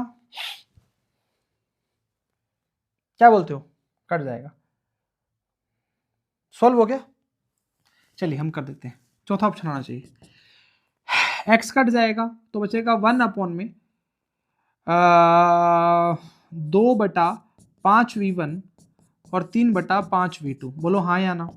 तो 1 अपॉन में क्या आ जाएगा, 5 v1 v2 कॉमन आ जाएगा, 5 v1 मर जाएगा तो बचेगा 2 v2 प्लस 5 v2 मर जाएगा तो 3 v1। तो ये आ जाएगा एवरेज स्पीड बराबर में 5 v1 v2 अपॉन में 2 v2 प्लस 3 v1। बोलो हाँ या ना? 5 v1 3v1 + 2v2, ध्यान रखिएगा इस तरह का सवाल में 3v2 + 2v1 कर देंगे तो गलत हो जाएगा सवाल। 3v1 + 2v2 चेक कर लीजिए, नीचे वाला डिनोमिनेटर में कई बार चेंज कर सकता है, कुछ बड़ी बात नहीं है, आसान सवाल है, मुश्किल नहीं है ये। ए particle moves in A straight line with a constant acceleration, it changes its velocity 10 meter per second to 20 meter per second while passing through a distance 135 meter in t second. The value of t is, सवाल समझिए obvious, एक particle है straight line में move कर रहा है, acceleration constant है, velocity change हो गई 10 से 20 और डिस्टेंस कवर की 135 metre in T second. The value of T, आइए मेरे संग, सबसे पहले इनिशियल वेलोसिटी कितनी है 10, फाइनल कितनी है 20, मतलब चेंज वेलोसिटी कितनी आई है 20 - 10 अपॉन में टी, यानी कि 10 बटा टी आपके पास का मान किसका आ जाएगा, त्वरण का मान आ जाएगा, एक्सेलेरेशन का मान आ जाएगा। अब देखिए while passing through a distance 135 metre in T second, the value of T, जब आपको डिस्टेंस दी हो ना तो s बराबर ut + ½ at² लगा दीजिए, आपका मामला सेट हो जाएगा। तो s बराबर में ut + ½ at², तो s कितना है 135, u कितना है 10, t कितना है, t तो पता ही नहीं, t तो निकालना है, a कितना है निकाल देते हैं 10 बटा t, और t² तो निकालना ही है, t से t मार दीजिए, 2 से 10 मार दीजिए, ये कितना हो जाएगा 5t, ये कितना हो जाएगा 10t, तो 135 बराबर में कितना हो जाएगा 15t, तो t बराबर में हो जाएगा 135 बटा 15, 5 3 15, 5 दूनी 10, 5 7 35, t बराबर में कितना आ जाएगा 9 सेकेंड आंसर आ जाएगा। Option number B is correct. आसान सवाल है, मुश्किल सवाल है, बढ़िया सवाल है, अगर सवाल ऐसे देखे ना हो तो दिक्कत कर देते हैं सवाल। एक पार्टिकल मूव कर रहा है, लाइन में कांस्टेंट एक्सेलेरेशन दिया हुआ है, चेंज हो रहा है 10 से 20 हो रहा है, डिस्टेंस दी हुई है, वैल्यू निकाल दी।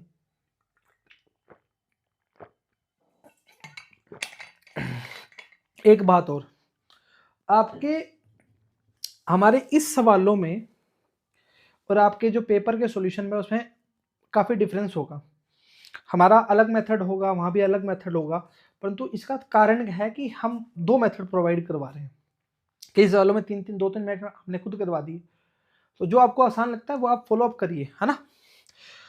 मकसद क्या है हमारा, सवाल होना चाहिए बस, हमारा और कोई पर्पस नहीं है। The acceleration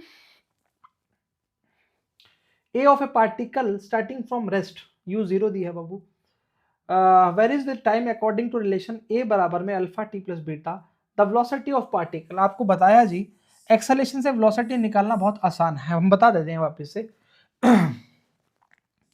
position, velocity, acceleration, position से वेलोसिटी, वेलोसिटी से एक्सेलेरेशन, क्या करना पड़ेगा डिफरेंशिएशन, मतलब क्या करना पड़ेगा अवकलन करना पड़ेगा। एक्सेलेरेशन से वेलोसिटी, वेलोसिटी से पोजीशन निकालना पड़ेगा, तो क्या करना पड़ेगा इंटीग्रेशन करना पड़ेगा, मतलब कि समाकलन करना पड़ेगा। सही है गलत है, सही। अब क्या दिया है, एक्सेलेरेशन दिया है, चाहिए क्या मांगता है वेलोसिटी मांगता है। आइए ए बराबर में अल्फा टी प्लस में बीटा, ए को लिख सकते हैं dv अपॉन में dt, तो लिखेंगे अल्फा टी प्लस में बीटा, तो dv बराबर में अल्फा टी प्लस में beta into dt। Acceleration of a particle starting from कहां से है, रेस्ट की बात कर रहा है, तो जब एक्सेलेरेशन 0 है तो वेलोसिटी भी 0, ये dv, जब वेलोसिटी 0 तो टाइम भी 0, t, alpha t plus beta, है ना, अलग अलग खोल के कर देंगे आसानी हो जाएगी। dv का क्या हो जाएगा, v हो जाएगा integration of alpha T dt 0 से t, बीटा dt 0 से t, v अल्फा को बाहर लिखिए, टी डी टी का क्या हो जाएगा t² अपॉन में 2, upper limit t lower limit 0, ये हो जाएगा beta T, upper limit t lower limit 0, तो वेलोसिटी आएगी अल्फा t² अपॉन में 2 plus beta T, alpha t² upon में 2 प्लस बीटा टी, ये तो ऑप्शन ही में नहीं है, अल्फा t² अपॉन में 2 बीटा टी नहीं है, अल्फा t² अपॉन 2, हाँ ये पहले बी ऑप्शन दिखा नहीं भाई, alpha t² upon 2 plus beta T, second option आपका क्या रहेगा करेक्ट रहेगा। चलिए आगे, चलिए A body moves in a plane so that the displacements along x and y axis are given x बराबर 3t स्क्वायर, y बराबर में 4t स्क्वायर। दिख रहा है आपको सवाल? थोड़ा सा ब्लर्ड है इस बार। अच्छा, क्या बोला है? A body moves in a plane so displacement along X and Y axis, X बराबर कितना है 3t की, मैं लिख देता हूं यहाँ पे 3t की पावर 3 और y जो दिया है 4t की पावर 3। ठीक है। द वेलोसिटी ऑफ बॉडीज, देखिए जब भी इस तरह के सवाल दिए जाते हैं एक्स और वाई में तो उनका रिजल्टेंट ही निकलता है। देखिए वेलोसिटी का बोल रहा है और दिया पोजीशन हुआ, डिस्प्लेसमेंट दिया हुआ है, तो dx अपॉन dt करेंगे तो vx आ जाएगा, तो ये आ जाएगा 9t का पावर 2 और यहां से dy अपॉन में dt करेगा तो ये आ जाएगा vy और ये आ जाएगा 12t की पावर 2। बोलो हाँ या ना? vx मिल गया, vy मिल गया, इस तरह से देखिए vx मिल गया, vy मिल गया, तो v नेट कैसे आएगा? vx का स्क्वायर प्लस vy का स्क्वायर प्लस 2 vx vy कोस 90, कोस 90 की वैल्यू 0, तो खत्म। तो v आएगा हमारे पास vx का स्क्वायर मतलब 81 t की पावर 4, 144 t की पावर 4, तो t की पावर 4 कॉमन लेके बाहर लेंगे तो t स्क्वायर आ जाएगा 81 प्लस 144, ये कितना आएगा भाई? 5 6 और 2 225, 15t की पावर 2, सही है 15t स्क्वायर। आराम सुनिए 144 और 81 कितना आएगा? 225 ही तो आएगा, 5 6 और 2, हाँ 225 ही तो आएगा, और 225 कितना होता है? 15 का स्क्वायर होता है ना, 15 25 और 625 हो गया ना। हाँ सही था, option number C is correct आएगा। एक बार कैलकुलेशन चेक कर लीजिएगा प्लीज, सही तो है ना? वैसे तो सही है फिर भी एक बार, है ना? अभी खूब सवाल पड़े हैं अपने पास।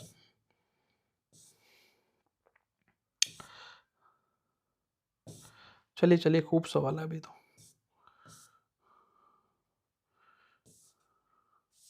ठीक है, आइए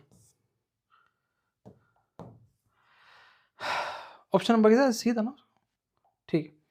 the displacement of a particle is given by y बराबर में a plus B T plus C T square minus D T की power 4, the initial velocity and initial acceleration respectively.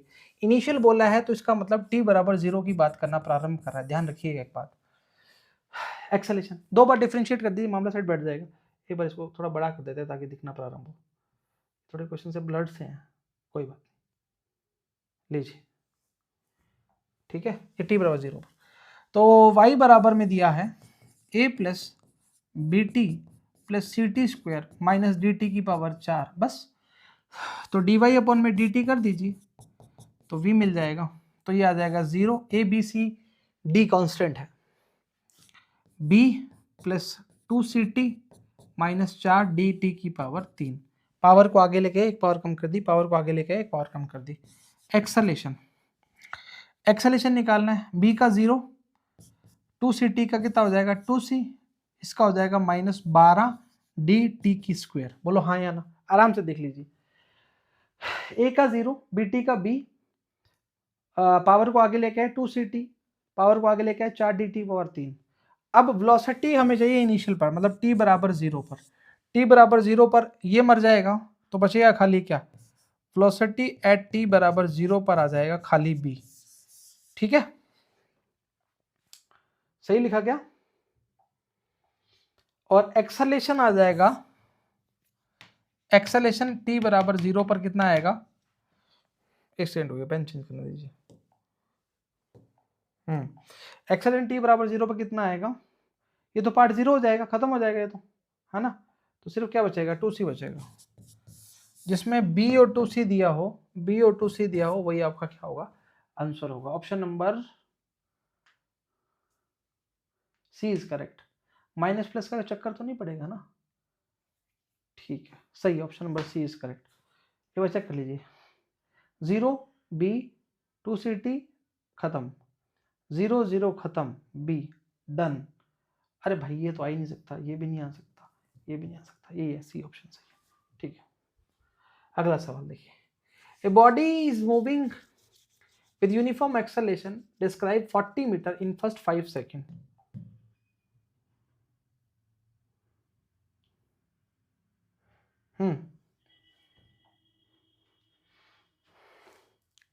क्या बोला? A body is moving with uniform acceleration. Describe 40 meter in first 5 seconds.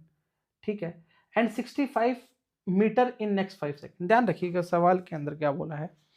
पहले 5 second में कितना distance cover किया? 40, परंतु next 5 second में 65 कर लिया, और डिस्टेंस कितनी कवर कर ली? 105। टाइम कितना हुआ? 10 second. It's initial velocity will be, आइए निकालते हैं। s बराबर में ut plus half A T square, पहला कितना है? 40, टाइम कितना है? 5 सेकेंड, तो 5u प्लस 1/2 a इंटू 25। 25 कैसे है? 5 का स्क्वायर भाई, पहली इक्वेशन बनाइए इसको। दूसरी 65 है, 65 है, अरे रुक भाई, 65 है, नेक्स्ट 5 सेकेंड, तो 5 और 5 10, डिस्टेंस जोड़ दो, 105। क्या सही तो किया? टाइम 10u प्लस 1/2 a, 10 का स्क्वायर 100। बोलो हाँ या ना? कोई बात नहीं, ये क्वेश्चन क्या आ जाएगी? दूसरी। डन। अगला देखिए, अब अपने को क्या चाहिए? अपने को सबसे पहले तो चाहिए अपने को a, है ना? a मिल जाएगा तो u इजिली मिल जाएगा। तो एक काम करिए ना, इक्वेशन पहली जो है इसको मल्टीप्लाई कर दीजिए 2 के साथ। क्या बोलते हो? तो ये 10 ही हो जाएगा, मर जाएगा ये, है ना? तो पहली इक्वेशन को, इक्वेशन पहली को 2 से गुणा करने पर, गुणा करके गुणा करने पर, ठीक है, घटा लेंगे बाद में। तो ये हो जाएगा 80, ये हो जाएगा 10u, प्लस में 2 से मल्टीप्लाई करेंगे तो ये कट जाएगा, तो 25 से बच जाएगा ना। बोलो क्या बोलते हो? और ये कितना हो जाएगा? 50, 50 से, तो ये हो जाएगा 105 बराबर में 10u प्लस में 50 से, माइनस लगा दीजिए, माइनस माइनस माइनस, मर जाएगा। तो ये बचेगा 80 और 20 100, 25, माइनस का 25 और माइनस का 25 है। वाह, a की वैल्यू 1, आसान हो जाएगा। a का वैल्यू कितना हो जाएगा? 1 मीटर पर सेकेंड स्क्वायर। कहीं भी रख दीजिए अब तो आंसर आ जाएगा।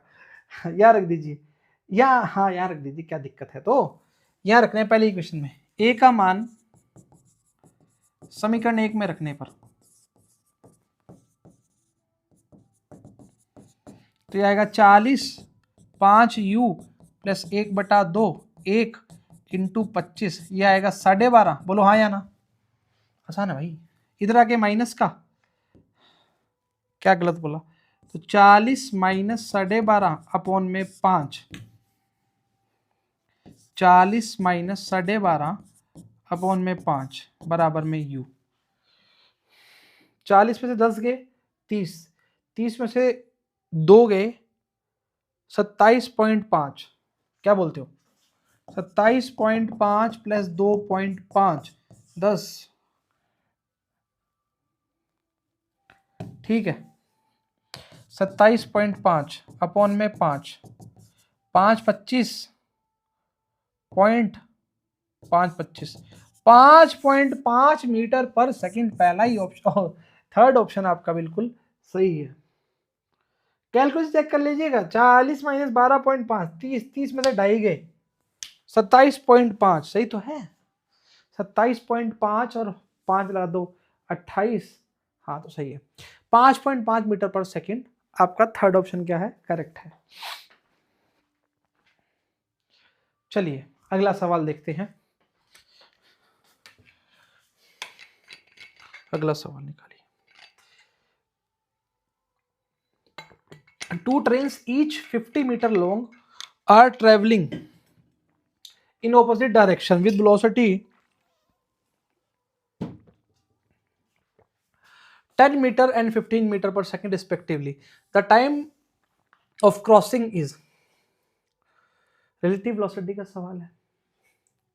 देखिए एक बात समझिए, स्टार्टिंग के एक दो केस बता देते हैं, इजी रहता है। केस पहला, ये ए है, ये बी है, दो ही केस बता देते हैं, काम चल जाएगा। देखिए अगर with A with respect to B तो लिखेंगे V A minus we B, B with respect to A V B minus V A. Sir ये क्या बता रहे हो? ये रिलेटिव वेलोसिटी का कॉन्सेप्ट है। देखिए जिसके रिस्पेक्ट में मानते हैं ना, उसकी वेलोसिटी उल्टी करके उधर लगा दीजिए। देखिए कैसे बता रहे, बी को रेस्ट पर माना यहाँ पे, तो बी की वेलोसिटी उल्टी करके ए पर लगा दी, यहां लगा दीजिए, तो V A minus we B. समझ पा रहे? चलो ठीक है। अब अगले वाले में बताओ, क्या पता सेट बैठे ना बैठे। बैठेगा, क्यों नहीं बैठेगा? वी बी ए रेस्ट पर है, ए की वेलोसिटी उल्टी करके यहां लगा दीजिए, तो V B minus V A. समझ पा रहे हो? ठीक है, ये तो पहला केस हो गया। अभी सिंपल केस बता रहे हैं, उसके बाद इस केस को डिस्कस करते हैं। केस बहुत आते हैं इसमें। ये ए है जिसकी वेलोसिटी वी ए है, ये बी है। अब देखिए वी ए बी लिखोगे तो क्या लिखोगे? वी ए माइनस, बताइए, माइनस का वी बी। ऐसे कहे sir V A plus V B. ये क्यों, ये क्यों, ये क्यों, ये क्या हुआ? सुनिए, आराम सुनिए। मैंने क्या बोला? जो आखिरी में है, अभी ऐसा ही याद रखिए, बताएंगे बाद में, आखिरी में है उसको हम रेस्ट पर मानते हैं। बी को रेस्ट पर माना, बी को रेस्ट पर माना तो बी की वेलोसिटी उल्टी करके उधर लगा दी, तो V A minus we B उधर है ना भाई। अरे भाई क्या बात कर रहे हो? अगर ये ईस्ट है, ये वेस्ट है, एक बार के लिए हमने प्लस लगाया, इसका मतलब समझिए, ये प्लस आई है तो ये माइनस का आई है ना। ये अगर प्लस का जे है तो ये माइनस का जे है ना। कोऑर्डिनेट निर्देशांक तंत्र से हम ये पढ़ के आ चुके हैं कि अगर बी इधर लगा दिया तो माइनस का हो गया, वो मतलब माइनस का हो गया, मतलब माइनस का आई मान लीजिए एक बार के लिए। अच्छा, अगर इसको रेस्ट पर मान लिया, इसकी वेलोसिटी राइट साइड है, इसको ऑपोजिट करके कहां लगा दिया? लेफ्ट में, तो डेफिनेटली ए की वैल्यू नेगेटिव आएगी। चेक कर लीजिए। पर इसमें प्लस कैसे हो गया? देखिए हम बताते हैं। पहले आप ऐसे समझिए, फॉर्मूले से समझे, अब हम आपको तरीके से बताते हैं। अब आपने रेस्ट को किसको माना है? बी को माना है। बी की वेलोसिटी उल्टी करके कहां लगा दी है? ए पर लगानी है। ए पर लगा दी, उल्टी करके लगा दी, लगा दी, लगा दी, लगा दी, लगा दी, तो दोनों की वेलोसिटी सेम डायरेक्शन में, ऑपोजिट डायरेक्शन में? सेम डायरेक्शन में। जुड़ेंगी या घटेंगी? जुड़ेंगी, जुड़ गई। समझ पा रहे हैं? ध्यान रखिएगा, ऑपोजिट डायरेक्शन में जब भी ट्रेन्स आती हैं, इस तरह का सवाल नीट में एक बार भी, कई बार आता है, और कंपटीशन एग्जाम में बहुत बार आता है। जब भी ऑपोजिट डायरेक्शन में आती है तो उनकी वेलोसिटीज को जोड़ दीजिए। सेकंड थिंग, प्रत्येक ट्रेन कितनी है? 50 मीटर की है, तो डिस्टेंस 50 मीटर नहीं होगा, क्रॉस करने में डिस्टेंस कितना होगा? 100 मीटर। टोटल डिस्टेंस कितना होगा? 100 मीटर। सवाल के अंदर पूछा, देखो क्या है, two trains each 50 metre long are travelling in opposite direction with velocity 10 और 15 respectively. The time to crossing, time का मतलब, अब देखो आसान सवाल है, सवाल आसान है, ये कॉन्सेप्ट आता हो तो डिस्टेंस अपॉन में स्पीड। डिस्टेंस कितना? 50 नहीं, दोनों को क्रॉस करने में कितना रहेगा? 100। स्पीड 10 माइनस 15 या 10 प्लस 15, देखिए ऑपोजिट आ रही हैं, इस प्रकार से जुड़ेंगी, मतलब 25। आंसर कितना आएगा टाइम का? 4 सेकंड आंसर आएगा। ध्यान रखिएगा, 4 सेकंड आएगा। मीटर पर सेकंड, मीटर पर सेकंड, मीटर। ठीक है, डन है। ये थोड़ा ध्यान रखिएगा ऐसा यूनिट्स का। कितना है? 4 second. Option number B is correct. चले आगे, उतार लीजिएगा, पीडीएफ इसका टेलीग्राम में मिल जाएगा, don't worry. A boat is moving with speed. अब जो पहले बताया कितना काम आएगा देखिएगा अभी, तो नीचे कर लीजिए इसको ना। हाँ, a boat is moving with velocity 3i + 4j with respect to ground. देखिए, अब देखिए जो हम बताया है, a with respect to b V A minus we b. वैसे ही देखिए, a boat is moving with velocity 3i plus 4j with respect to ground. मतलब boat with respect to ground कितना दिया है, vb माइनस vg लिख सकते हैं, बिल्कुल सही बात है। इसको दिया है 3i प्लस 4j, ये वैल्यू दी हुई है भाई। अब बोलोगे सर यहाँ पे तो माइनस है, यहाँ प्लस है। देखिए, ग्राउंड के रिस्पेक्ट में वैल्यू कितना होता है, 0। समझ पा रहे हैं? ग्राउंड के रिस्पेक्ट में वैल्यू कितना होता है, 0 होता है। आपको वैल्यू मिली है, अभी बताते हैं इसे कैसे सॉल्व करना है। The water in river in moving with velocity minus 3i minus 4j with respect to ground. The water in the river moving with velocity, the water in river, अच्छा water in river with respect to ground, water with river with respect to ground, v r minus v g, ये कितना दिया है, minus का 3i minus का 4j। ठीक है, with respect to, ठीक है। The relative velocity boat with respect to water, boat with respect to water, यहाँ पे वाटर करिए भाई, water with respect to ground,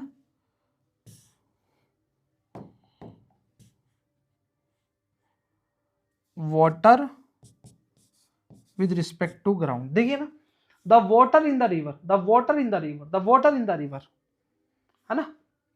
पूछा है the relative velocity of boat with respect to water, मतलब पूछा है boat with respect to water, boat with respect to water, तो vb माइनस vw। अब एक खेल खेलिए, अगर मान लीजिए हम इन दोनों को जोड़ देते हैं तो क्या होगा, कुछ नहीं होगा। पर अगर इन दोनों को घटा देते हैं तो क्या होगा, हम दिखाते हैं क्या होगा। देखिए, पहली इक्वेशन बनाइए और दूसरी बनाइए, तो इसको घटाइए, हम ये लिखने वाले हैं, तो ये लिखेंगे vb माइनस vg, माइनस कर रहे हैं, हमें ये रिक्वायरमेंट है भाई, ये रिक्वायरमेंट है, ये चाहिए, ये पूछा है, इससे माइनस कर रहे हैं, ये आएगा vw minus minus plus vg। समझ? अच्छा, ये तो सर खतरनाक बता दिया, ये तो कट जाएगा, बिल्कुल बढ़िया बात।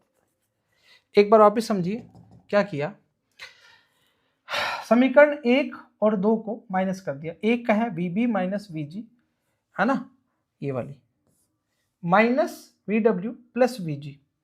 अब मेरे को एक बात बताइए, अगर आप इसको ऐसे नहीं लिखना चाह रहे, इसको ऐसे लिखना चाह रहे हैं तो भी सही है।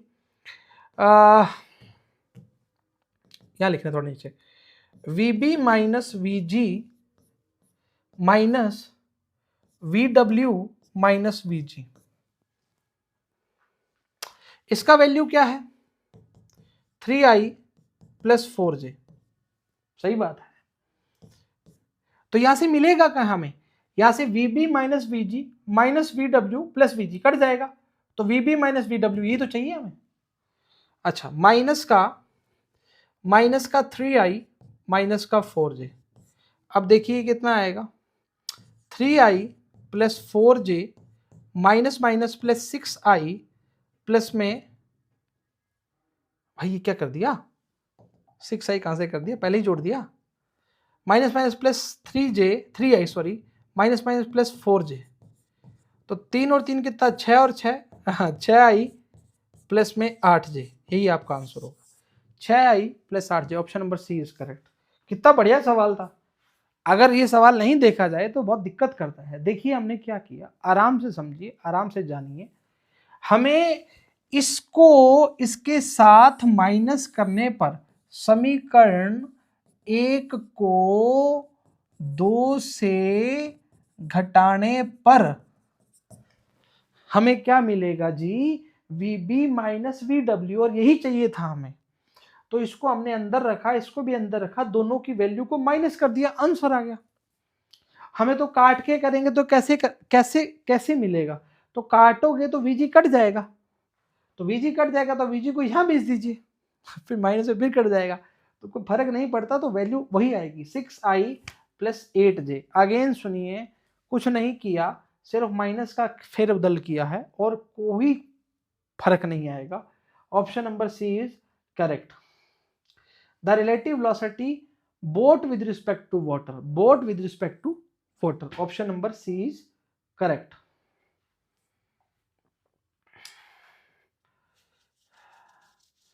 A person aiming to reach the exactly opposite to bank of a stream in swimming with speed, रुकिए हम बता डायग्राम बनाते हैं पहले, वो है फ्लो वाला कंडीशन। अच्छा, a person aiming to reach exactly opposite, देखिए यहां पहुंच रहे हैं इसको, मतलब ए से बी पर,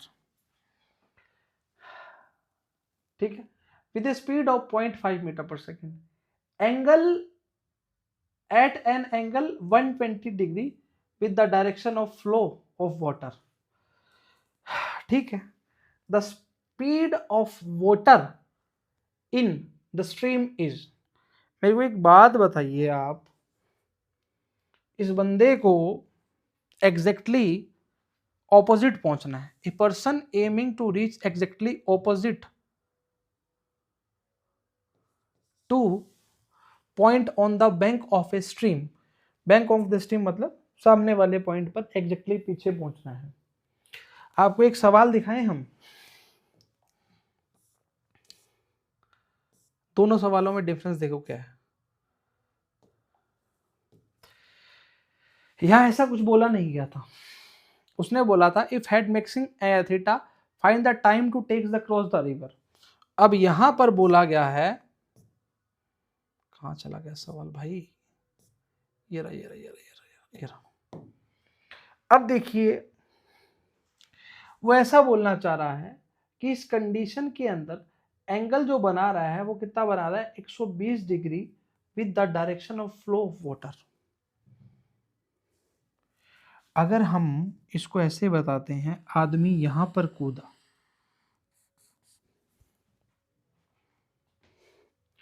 अब मेरी बात सुनिए,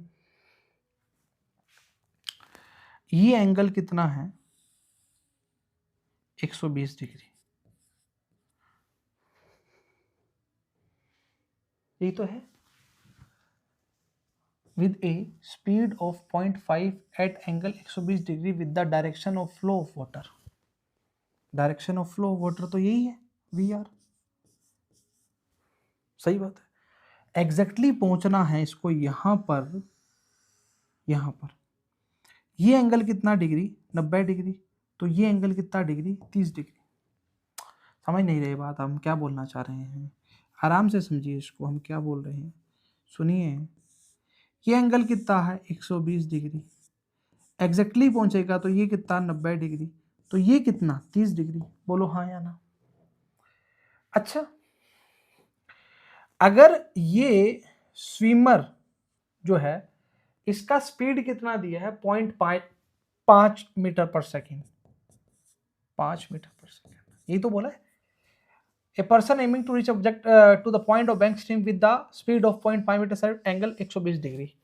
मेरे को एक बात बताइए, direction of flow, the speed of water in the stream, ये 30 डिग्री का है, ये वाला 30 डिग्री का, आप ऐसे जाएंगे तभी तो एम कर पाएंगे एग्जैक्टली, तो ये 0.5 साइन 30 जो बैलेंस करेगा VR को, है ना।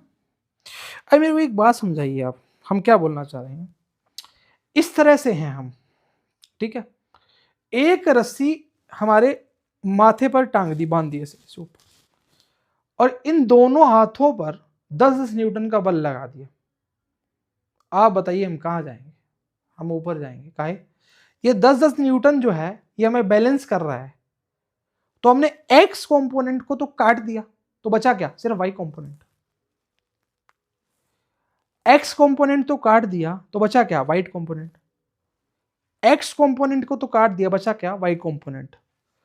एक्स कंपोनेंट तो काट दिया, बचा क्या, वाई कंपोनेंट। समझ आया? तो इसका मतलब अगर हमने इसको इससे मार दिया, इसको इससे मार दिया, तो सिर्फ यही तो बचेगा, तो इजीली अप्रोच कर लेगा। आइए, तो 0.5 the speed of water in the stream is, speed of water मतलब इसका पूछ रहा है 0.5 sin 30 का वैल्यू 1/2 और वी आर, ये तो फाइंड आउट करना है।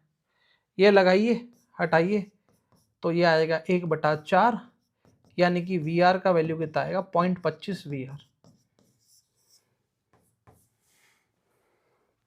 अब सुनिए, आप सर 120 डिग्री एंगल का ही नहीं लिया आपने, 120 डिग्री से करवाते हैं हमें, समझिए आप, हमने एक्चुअली सीधा जाना है, सीधा जाने के लिए हमने इधर छलांग लगाई और कितने डिग्री एंगल पर लगाई, 30 डिग्री पर, तभी तो एग्जैक्टली यहां कुछ इसका जो स्विम फ्लो है पानी का, कुछ बहाव करके हमें उधर लेके जाएगा, पर हमने कितने एंगल पर छलांग लगाई, 30 डिग्री पर।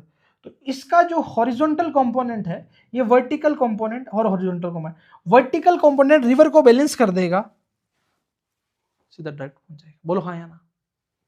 0.25, option number C is correct. चलिए अगला सवाल।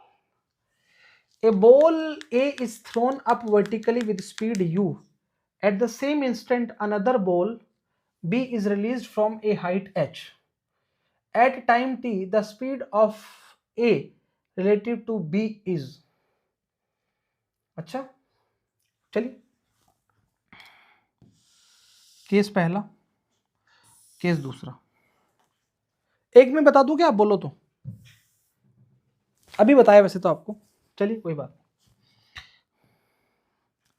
ए ball is thrown vertically up with speed u, एक बॉल को ऊपर की तरफ फेंका और सेम इंस्टेंट पे बी को रिलीज कर दिया।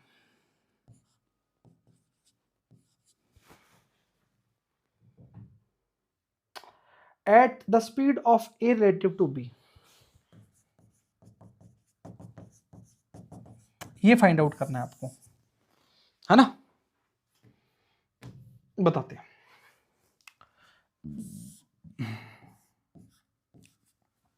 देखिए,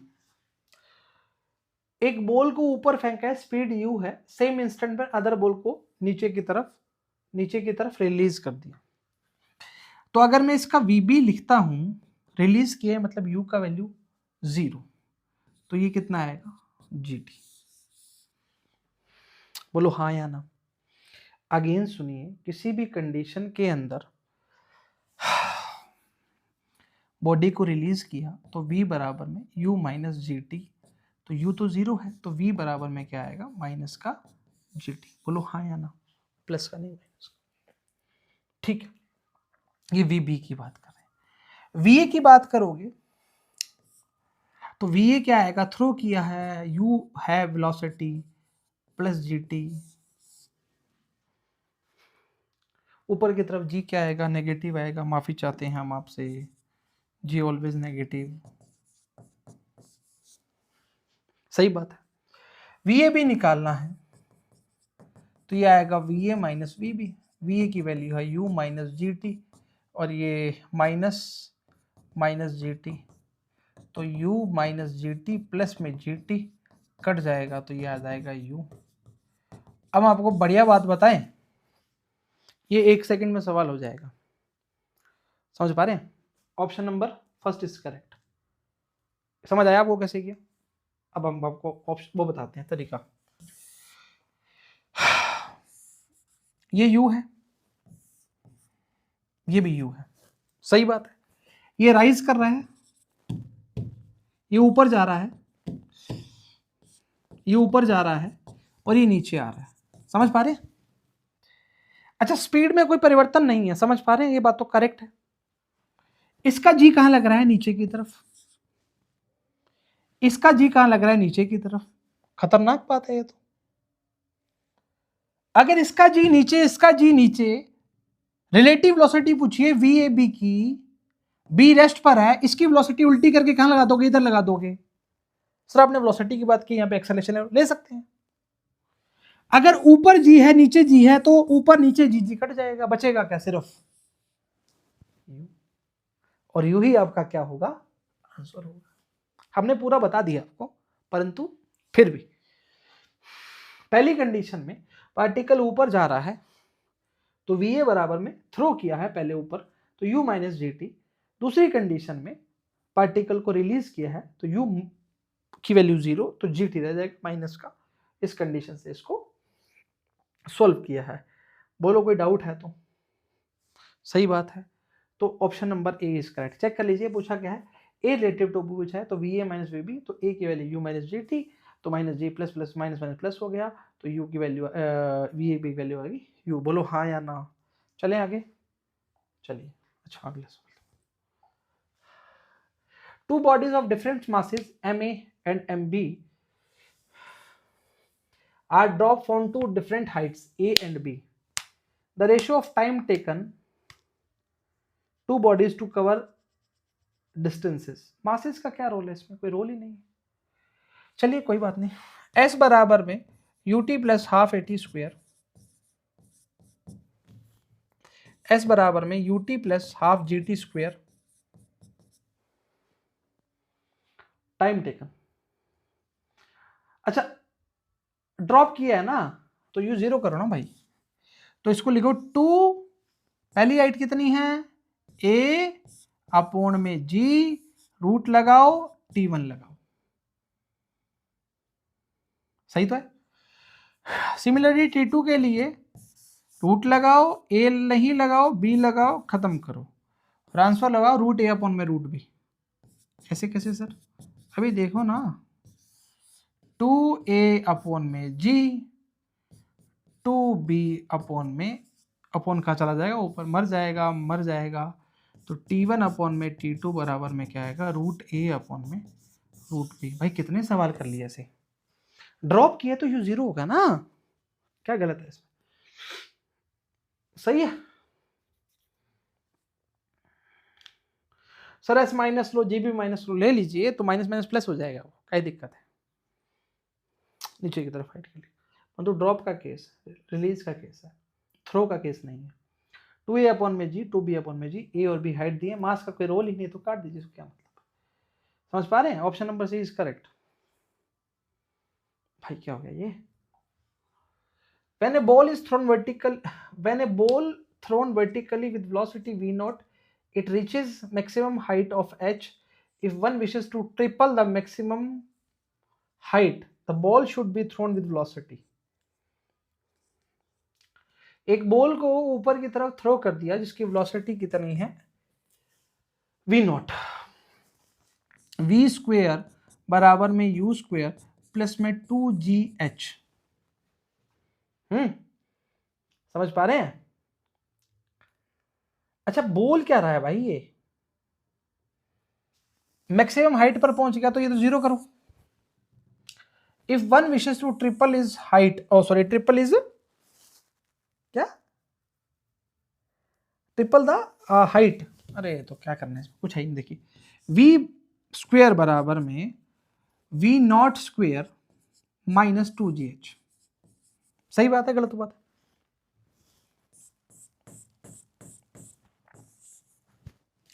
ठीक है, तो मैक्सिमम हाइट पर v का वैल्यू कितना हो जाएगा सर? मैक्सिमम हाइट पर v का वैल्यू नहीं, h का वैल्यू 0 होता है। अरे v का 0 होता है भाई। v0 स्क्वेयर माइनस का हो जाएगा इधर आके, तो माइनस माइनस प्लस हो जाएगा 2gh, यानी कि v0 का वैल्यू कितना हो जाएगा रूट में 2gh। ये पहली कंडीशन, केस फर्स्ट। दूसरा केस क्या बनेगा? दूसरा केस बन रहा है, ट्रिपल कर दी मैक्सिमम हाइट को, v0 बराबर में ट्रिपल मतलब h को कितना कर दिया 3h, तो 6gh, तो v0 डैश लिख दीजिए इसको, क्या बोलते हो? v0 डैश बराबर में √3, 3 दूनी 6, √3 इंटू √2gh। ऐसे लिख सकते हैं नहीं लिख सकते? अजी 3 दूनी 6, √3 को बाहर ले लिया, तो ये क्या होता है v0। ऑप्शन नंबर फर्स्ट क्या सही रहेगा, चेक कर लीजिए आपसे।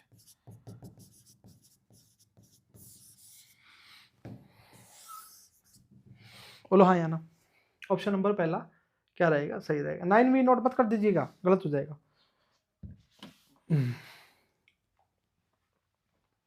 बढ़िया सवाल है। An object is moving with uniform acceleration which is parallel to instantaneous direction of motion. The displacement velocity graph of the object. अच्छा, an object is moving with uniform acceleration. अच्छा मेरे को एक बात बताओ, एस और वी के बीच में कोई समीकरण बताओ जिससे हम खेल खेल सके। V square equal to U square plus 2as, बढ़िया बात बताई। V square equal to U square plus में 2as। यूनिफॉर्म एक्सेलेरेशन है, पैरेलल टू इंस्टेंटेनियस वेलोसिटी है।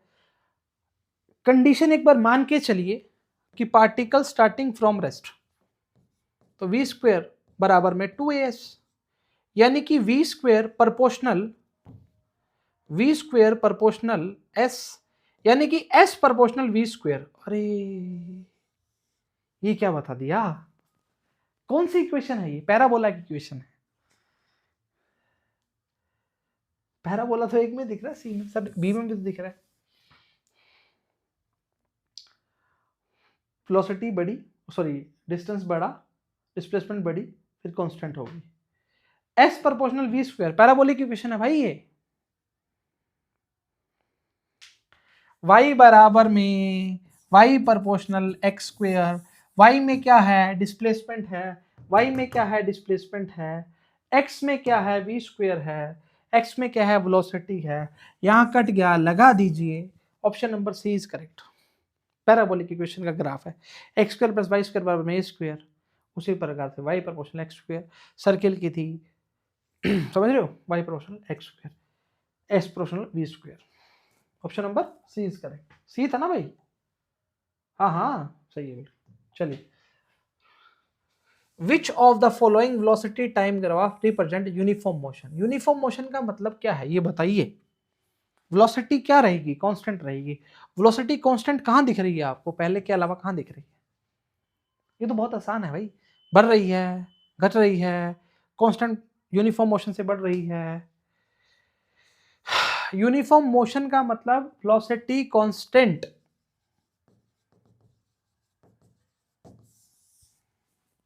Acceleration zero. जीरो कैसे?